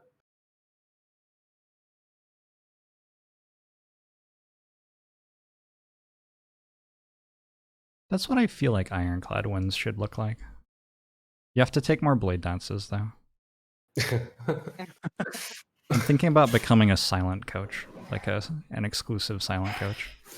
You not only take a blade dance, but also on floor 1, you assume your deck has 3 blade dances in it when you're considering what synergies the card has. Like choke on floor 1, yes. If you're not saying anything. Well, that's it. You charge for the hour because you bill it like it's the 5 minutes. Unfortunately, the smallest chunk of time I'll bill for is an hour. So that's an hour. Yeah, $600. Fair price. Sign me up. What is I've actually been thinking about having like a thing where I have been thinking about like channel point things and like that, or I just like go through at the end of my run, at the end of the day, like take like 20, 30 minutes and like have someone submit a run where I could like use it as like a teaching example and record it and just give like commentary and tips and stuff as far as that. But I don't know, it seems like a bit of work. It is a bit of work. Yeah. Most definitely. And also, this is getting into meta streaming conversation, but I always feel like a lot of my viewers don't care about interacting with me and just want to see me play Slay the Spire. And so anytime I'm making content that only serves the people who want to interact with me, it feels like I'm missing out on some of my audience. For sure. Yeah, but I don't think it's always the right approach to create all the content that Agree. That hits the widest audience possible. At some point, you do want to create focused content, little snippets. Agree. Just like the balance on that is you have to be aware that you're giving up something to focus on a smaller audience. Absolutely. And if you focus on the numbers too hard, it's very easy to get discouraged by that. Yeah. Or to chase the metrics. I super agree with that. But while we're still kind of on the topic of defect, question I wanted to ask the two of you. Yes. Are you finding yourselves able to get focusless wins? And if so, what do those look like? I know Terrence, your 11 win streak had that Jax bite defect. That was focusless. The other one of the others was trying to find right now. Yeah. Let's see. So at the start of my month, like on January 1st in the evening, I think, or maybe January 2nd in the morning, I sat down with a spreadsheet and worked out the chance of being rewarded focus at hallway fights, elite fights, stores, everything. And then I just started going to the floors that gave me focus most often. And I win more as defect now because of that, I think. So that's the first thing I have to say. I have definitely won without focus recently. Probably the coolest run I won in January was 3 times Meteor Strike, 3 times Hyper Beam without Snecko Eye. That's it. Yeah, it was completely awesome. It ended up going infinite with what's the card called? Enlightenment. Enlightenment Plus. To make the Meteor Strikes cost 1. I had I had a silent run go infinite with Enlightenment to make my sneaky strikes cost 1. So that they gave me energy. I think it's like It's a cool card. It's somewhat difficult to not get focus. So there are probably some runs I've played that could have won without focus. Like stack is a huge thing for blocking. Sometimes I'm in the beginning of Act 3 and I'm just like, okay, this is clearly a stack deck, and you just start taking every passable card and every stack, and you hope that on the big turns your stack blocks for 30, which it fairly often actually does. But like a lot of those decks just get a focus potion, or eventually find a defrag or a consume, or even just +1 focus from the focus relic. Data disc. Yeah. So 3 of my last 9 wins have focus, but then if I keep scrolling, like everyone is like double bias gog, double defragment. Yeah, I just had to look through my own run history. I've got nothing that didn't have focus. Like 6 of my most recent wins don't have focus at all. Focus, focus, focus, focus, focus, focus, focus, focus, focus, focus, focus, focus, focus. Do you take focus every time you're offered it? Focus, focus, focus. Not every time. Not Focus. consume, but early defrags, yeah. I think you can take consume on floor 1. Yeah. I definitely, before the patch, I became more open to it, like an early consume / capacitor, because it was pretty important. But on floor 1, both the focus and the loss of the orb slot are both beneficial. Yeah. Which makes it a really nice Act 1 card. It's like actually a good card in the elite fights. Surprisingly, it seems very slow and awkward, but it. I have more than once I've beaten Lagavulin with 1 orb slot. Yeah, it's definitely a little awkward in Sentries, and obviously awkward in now, but yeah, it's definitely not a bad card early. Let's see. Okay, so I found one that doesn't have focus. I'm trying to work out how this won though. It has. I think I might have hit focus off Discovery, maybe. Or maybe I had potions for focus.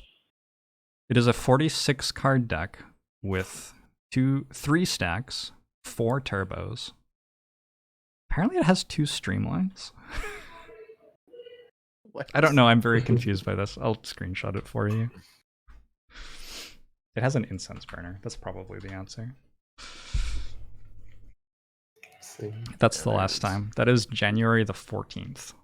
That's the last time I won with defect without focus in my cards.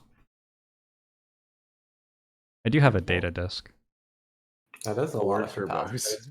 Focus.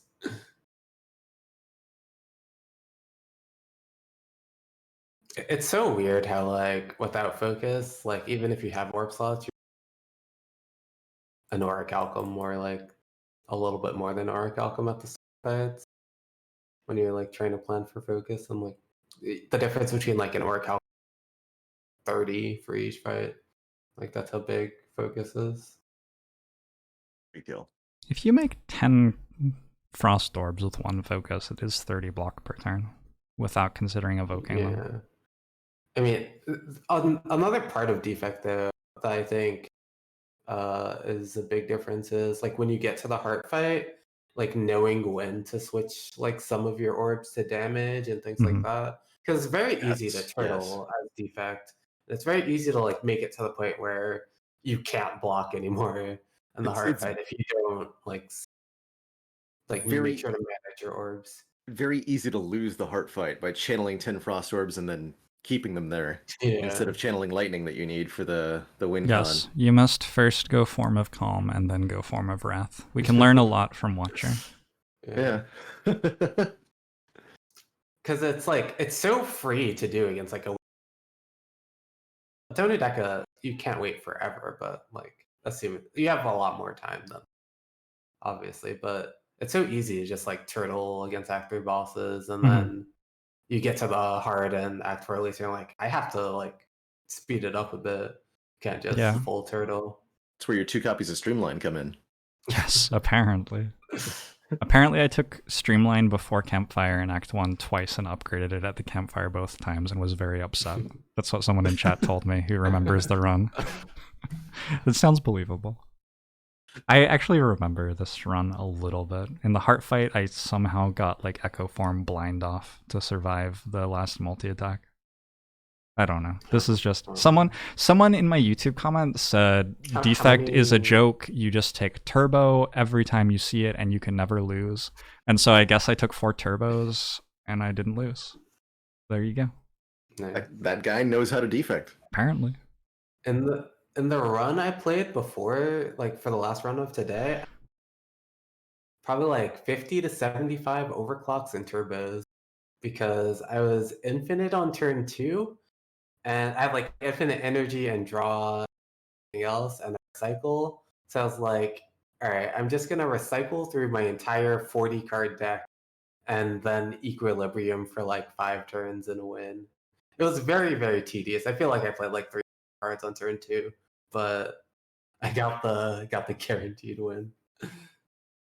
If it works, it works. Let's talk about Watcher a little Yeah. bit. I don't know how much there is to say about Watcher. A little bit. Okay. Can we make a list of every way that you can lose as Watcher just so people never do that and then they'll win every time? Oh About yeah, that? yeah, yeah. That's an idea. I actually wrote out a bunch of these because I thought your question was interesting. What kind of mistakes are viewers potentially making in their Watcher runs? All right. And I'm gonna say one of the biggest ones is not knowing enemy patterns because Watcher cares so very much about what your enemy will do next turn. Can I safely stay in Wrath? Am I going to be attacked or not? And so a thorough knowledge of all the enemy patterns in Slay the Spire is very rewarding for Watcher play, I think. Yes. More so than the other characters. Watcher has Another- to calculate lethal a lot too. It's Yes. so easy to miss lethal on Watcher. It's Another generally thing not good. for viewers is I noticed that some people are like, why don't you like look for like calm as your exit? But Empty Fist does a lot of damage and upgrades for 5. Like Empty Fist is like I'm It's so just happy so to good. It's Empty very Fist in good. Act 1, and then I sometimes see people like, oh, why do you want Empty Fist here? It's also, if you only have Wrath and Calm, you're very suspect to variance, where you have Yeah. to hit a Wrath, then a Calm, then a Wrath, then a Calm. But if you have an Empty Fist, you can go Calm, Empty, Calm, and your Mental Fortress procs 3 times.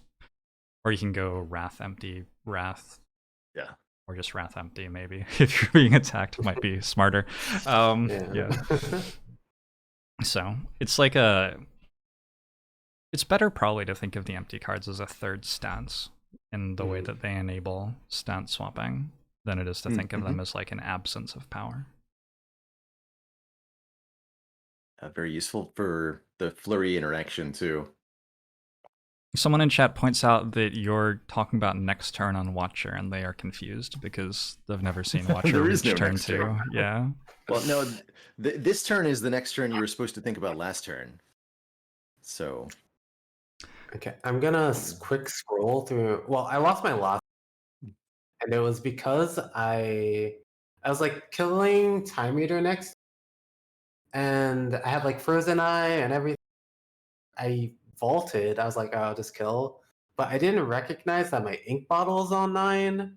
So that ended up costing me a potion, which costed me the hard fight, which was like still winnable with like reasonable draws, but the like burns and statuses shuffled the exact wrong way for me to die. But I died like that, and I also died to a Hexaghost fight where I just like died on turn 3 because I was like pretty glass cannon, and I should have taken like protect instead. I took swivel because I was like, this does things with like Snecko and Runic Pyramid, but yeah, I should have just taken the protect because Hexa can sometimes be a little awkward. Yeah, And I think the Hexaghost only can kill other you. way, Hexaghost I is think one the of the only other only way is like things. bad lag draws for like Act 1.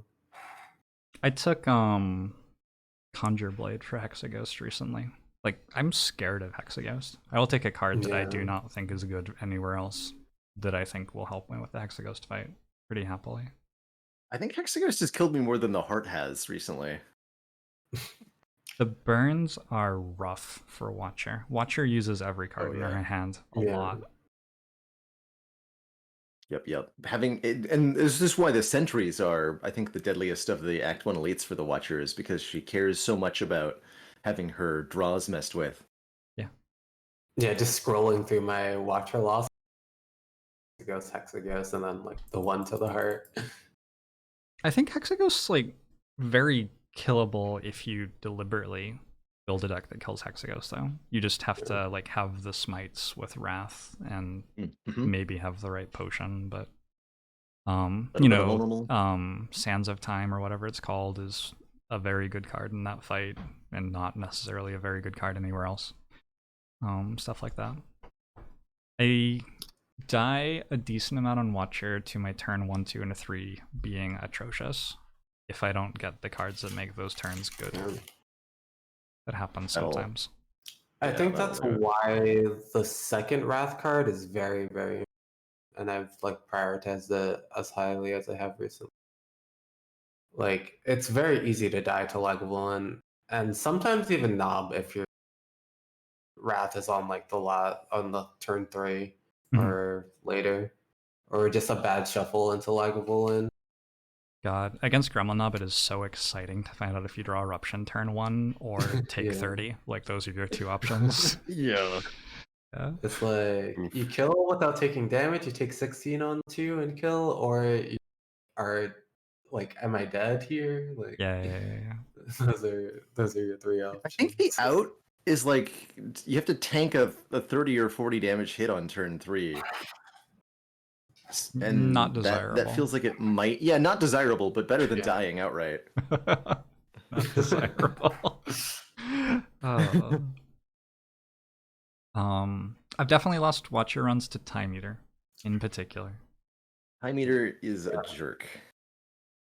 Time Eater's a big jerk. Again, messing with your draws is the consistent theme here. Slimes plus 4 cards per turn. Not even just the slime, like the draw 4 thing that he does. Yeah. Every time you get hit by Time Eater's head slam, you lose 4 card draws. 2 missed draws from the drawdown, and then 2 slimed added. It's very rude. It's so rude. Yeah. I feel like when I'm going to the fight, that's what I'm thinking about, though. I just like feel like I can like spam cards and like completely do whatever, but if I don't have any kind of offensive scaling at all, I feel like I start to get in trouble. Yeah. A Ritual Pot helps a lot. Yeah. Oh, for sure. Even like, what's it called? Even just a Strength Pot, like, or a fast. Yep, or a Windmill Strike is what I was going to say. Oh, yeah. Even a card like that is very good in that fight when it's not particularly good in other places. I've definitely died for not taking a Windmill Strike at the time. Yeah. I think... I gotta take more often. I almost never take Windmill Strike. It's like... It's such a conceptually broken card in the situation it's good in. Which is like the Champ fight and the Time Eater fight, maybe not even the Time Eater fight.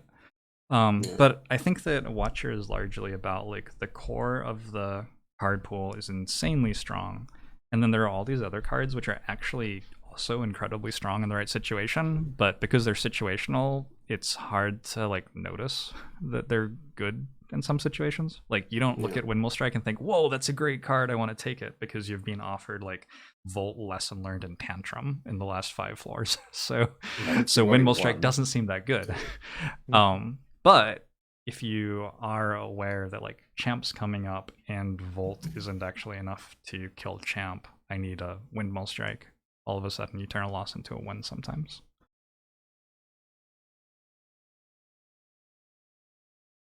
I actually had a run against Slime Boss. I had like really bad, and I ended the act with like 3 Consecrates. And I think that a Windmill Strike over one of the Consecrates was enough to like get me through the Slime Boss fight. Also, maybe a Study, but I mostly died. It was a Sacred Bark start, and I was way too proud to pass on a Preserved Insect, even with how bad the run was starting. I was like, if I die, I die. And like, I just barely died to the Slime Boss just because I had like 3 Consecrates in my deck. That was the main source of damage. But I think Study and Windmill Strike were 2 things, like looking back at it, where it could have gone better. Oh, you said you hated Collect, right, Terrence? Oh yeah, You like I think mentioned Collect's that? a really bad card. I have taken like 2 Collects multiple times in Watcher runs very recently. I like it on Snecko runs. It's just A like little bit. you don't I think need it's energy like almost anymore. You don't ever borderline. need an energy relic for any reason if you have 2 Collects in your deck. It's better than Outmaneuver. I think me saying that I haven't taken it is probably correct. You definitely play Watcher differently if you don't boss relic swap though. Like the card pool is immensely different. For sure. Let's see. Makes sense. Changes the character a huge amount. I'm already in Discord. 50-50 on swapping my starter relic on the Watcher. I don't want to do it every single time. Mostly because I enjoy the gold starts so much and rare relic starts so much. I don't think it's even necessarily correct to do it. I think that there's a variant, and she's so strong that you definitely shouldn't have to. But I just need to think more about it, and I don't really have the results to contest it at the moment. Yeah, I in my last 730 runs, I have Collect in 4 of my runs, but actually, it has a 75% win rate, so there's something. The 8 of 4 ain't bad, as they say. I mean, it would be good on a different character. Yeah. I could link that too. It's a pretty cool program to. It hasn't been updated for a little bit. It's like updated right at the end of my streak, but it lets you like search through some of the things in my run history.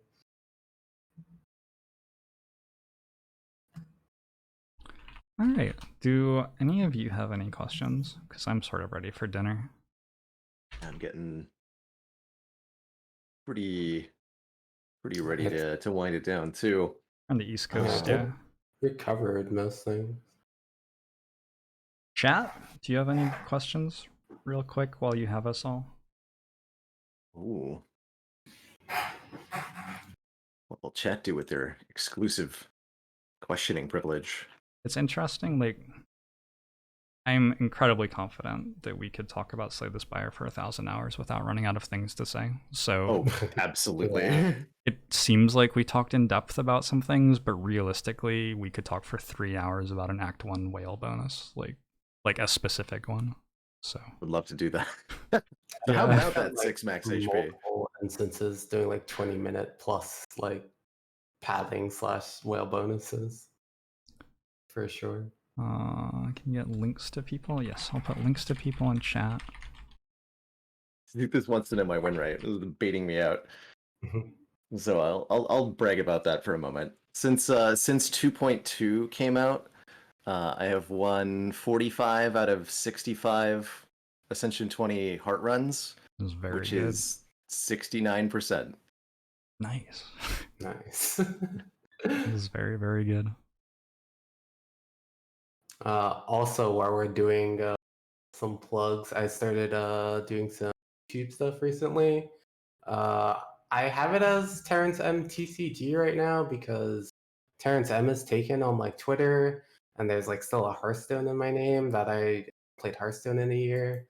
So I don't know, but yeah, I've been doing that. I'm uploading all the world record rounds and I'm editing them down to sit through like 30 minutes of me like thinking about a card award or a turn or something. Oh, people want that though. People want it. I mean, They I want the do full have the 6 hours. collection. I do have the collection on like the Twitch highlight collection thing that links to that as well. But yeah, check out the YouTube thing and getting to 1,000 subscribers so I could monetize it. The editing can be sustainable would be great. Yeah, heck yeah to that. My own YouTube channel just hit 1,000 subs this week. So Nice. big shout out to everybody who helped make that happen. Launching a YouTube has been a fun and unique challenge. I've gotten to hire somebody else to help me with that approach, and that's been going pretty well. I'm excited. I recommend having somebody else do it as much as possible. Like the unique thing that you can do is like build your community the way you want and make the content, but someone else can make the YouTube stuff just as well as you can. It is an entire second job. Like I'm already doing the stream as a full-time job. I don't want another job. Thank you. Yeah, exactly. 100% true. Who's gonna get to 50 now first? Or more generally, I think an interesting question is like, do win streaks like mean anything? Kind of. Is this an expression of variance purely, or when you're sitting at 10-0 going for 11, are there things in your brain that are powering up that were hidden the rest of the time? It's like you've been training with the weights mostly on, and all of a sudden, anxiety mostly. Yeah. I don't know. I feel like I win runs at the end of streaks that I don't win anywhere else because I just don't want to lose anymore. I'm just not interested in losing anymore. How much relief did you feel when your streak finally ended? A lot. Well, no, I was dead emotionally. I couldn't feel anything. Also, literally. Yeah. I was. I think it's a little different, like coming off of that like super like free watcher win, and like the defect one was definitely stressful, especially going to 3 against the like floor 6 elite in Act 1. That was definitely really stressful. But I think that the like watcher win for the 13 minutes, whereas like I was like pretty calmed down, and then the like Ironclad one kind of was like not great boss relic options until like die to not being able to kill like gremlins.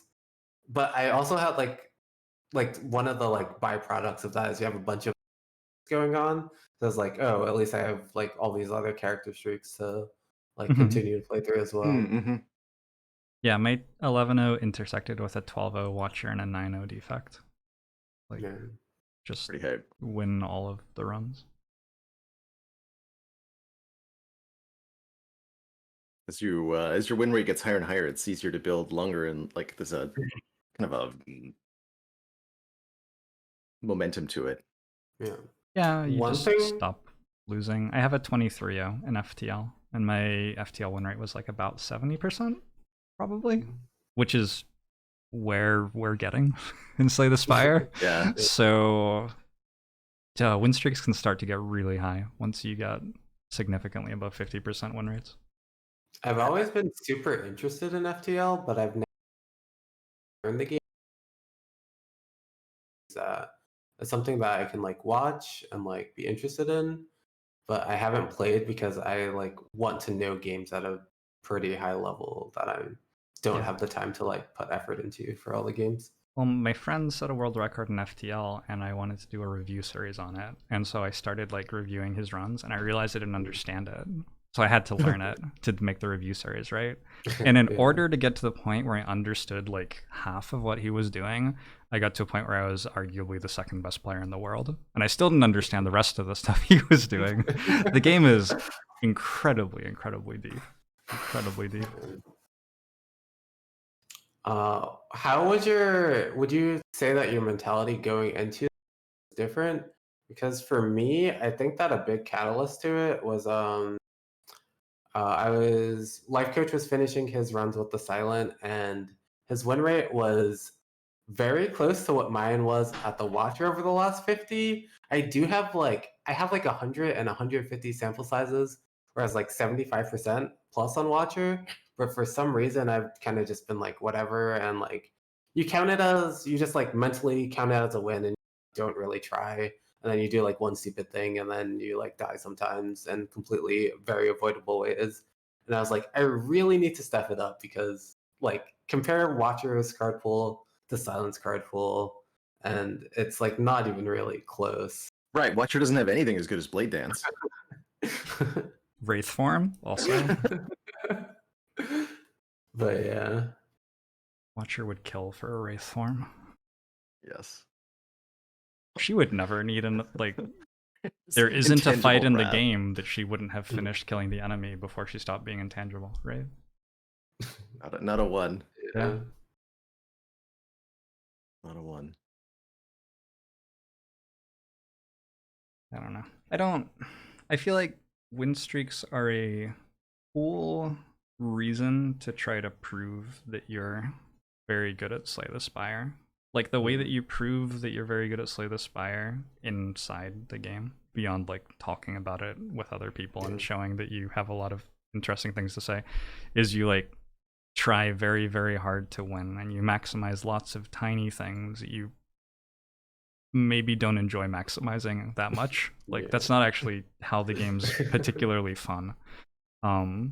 I was playing a run today where my deck was 80 cards because Nemesis had been putting burns in it for like 15 turns, but I had to kill him with instance burn on 5. So I was just sitting there pressing in turn. It was very boring. Win streaks are like a good excuse to like actually do that for a while. But I don't think the game's at its best when you're trying incredibly, incredibly hard to win. I think a lot of the maximizations in the game aren't that fun. So, for sure. I agree with a lot of that, particularly when it comes to like setting up relics with numbers on them. That can get tedious in the wrong way. Yeah. I know I've spent like 30 minutes waiting for an exhume. Well, with, like barricade up, just like pressing E. Yeah, I think we can all be grateful that creative AI can't make self repair anymore. Yes. Those were dark days. Also, Birdface turn, please. Birdface or an asterisk. Yeah. I'm pretty sure I ended that fight with like just like extra, like not even close to what was needed. You mentioned the fight that I remember seeing you play, where you had infinite malaise against Awakened One, and so you gave it like infinite strength down in phase 1, and then like forgot to block in turn 1 of phase 2 because you were exhausted. Like, there's also a certain, I don't know, spending 4 hours making instance burner go on the right number doesn't make you better at Slay the Spire, and it fatigues you and it makes you focus on something that's not really deepening your understanding of the game. So there's a certain thing to that I don't love when I'm focusing super hard on winning. Just last night, I had like I've played.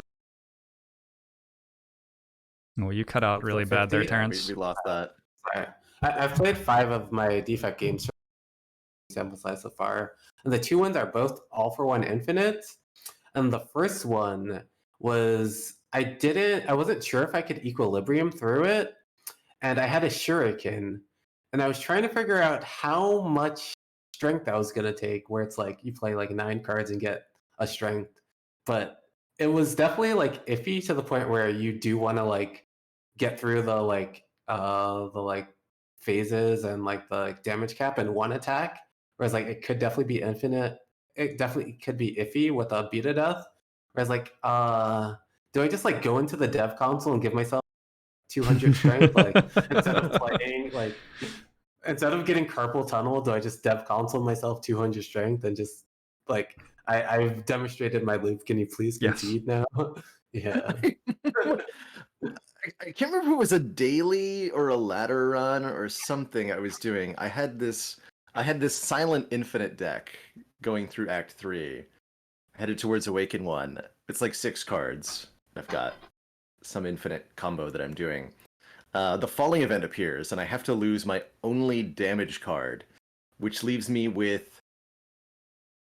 I think it was a prepared Reflex Tactician Infinite, and I had to kill Awaken 1 with only a letter opener and playing these skills. So it was 5 damage per 3 skills. The Awaken 1 has 300 health times 2, so 600 damage. I had to play like 1,500 skill cards in that stupid fight. God. There was an amazing Awaken 1 spot that was posted on the Slay the Spire subreddit like sometime last year where someone had like Snecko. I forget exactly what it was. It was like Snecko with the ability to deal like 10 or 20 damage to Awaken 1 depending on how the card's randomized every turn. Yeah. And on average, they were actually losing damage because Awaken 1 regens 15. So on average, they were dealing less than 15. But in theory, if you play long enough, you get a sequence where you get lucky for long enough that you can get ahead of the curve by 300 to kill it, Right. even though on average you're expected to deal nightmare. less than 15. Yeah. And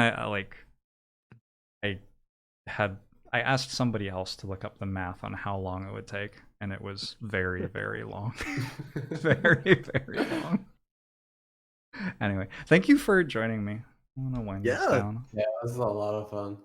It's been a pleasure to banter back and forth, get some opinions on different things, and kind of showcase the real talent going on in Slay the Spire these days. Despite the fact that this game has been out for over 2 years now, we're still seeing players like ourselves push the cutting edge of what's possible, and I think that's just the coolest thing. So much gratitude to both of you for showing everybody what you can accomplish in Slay the Spire. All of us doing 10-0 win streaks against the A20 Heart, that's ridiculous. In the same week.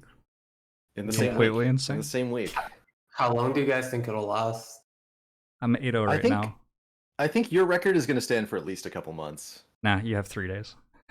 Oh yeah, that's true. You're on a really hot streak, right, Jorbs? You can definitely take that in a few days if you want to. You're at 9. You're going into 9. I think I'm halfway through a watch run right now. Into 9, yeah, my watch run's gonna win though. So I guess I'm at 9. Sure. I mean, it just happens when it happens. Yeah. I think the math on it is... I mean, we can look at the math on it.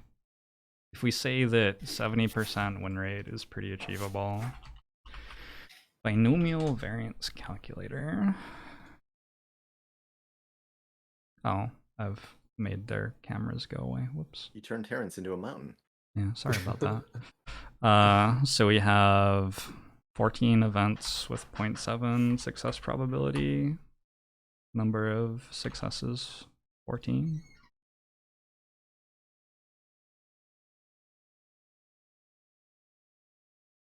I'm on the wrong sort of binomial probability calculator. Just 0.7 to the 13th power, right? Yeah, I suppose it is. I suppose you don't even need a calculator for this, really.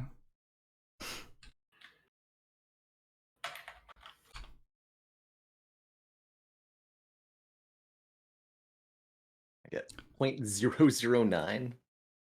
So, I mean, that's like actually fairly common. That's a probability. 1%? Yeah, 1%. So that's every 100 runs. That's incredibly common. Yeah, that is common. If it's true that we're winning at 0.7, but I'm not sure that we're winning consistently at 0.7 yet. I'm winning at 0.69. That's even better. You're fair enough. Never improve. Make sure you make all the same mistakes. Play another run again, pretty much. Yeah. Carve that on my tombstone, thank you. I'm good. Every 100th set of runs? It depends what you consider a set of runs. But yeah, probably a few months. We'll totally doable. I think we'll definitely see the record beaten this year. That's almost assured. I'd say like 1 to 2 months. I don't think if 3 people are hitting 11, if 3 people are hitting 11 same week. Although that could be like super like rare and just some crazy unlikely thing that happened. But I think if like 3 of us are hitting it, then I think it's not unlikely for people to be at 11 like, pushing it again, or even just this week. A lot of people in the community, I mean, neither of you right now are even doing rotating heart streaks, right? Yeah, like I'm not there right now. you're playing defect and Baylor's doing a Yeah. ladder challenge. And lots of people just play the same character. So it's not actually a Yeah. category that has that many runs played in it. True. Anyway, thank you for joining me. Heck This yeah. has been A lot interesting. of fun. Been it. This has been Baalorlord and Terrence, and I have been Jorbs, and I'm going to sign off and throw somebody a host. Thanks for hanging out, everybody. I'm going to end my stream so I can keep talking to you guys and not talk to chat. Bye, Yeah. chat.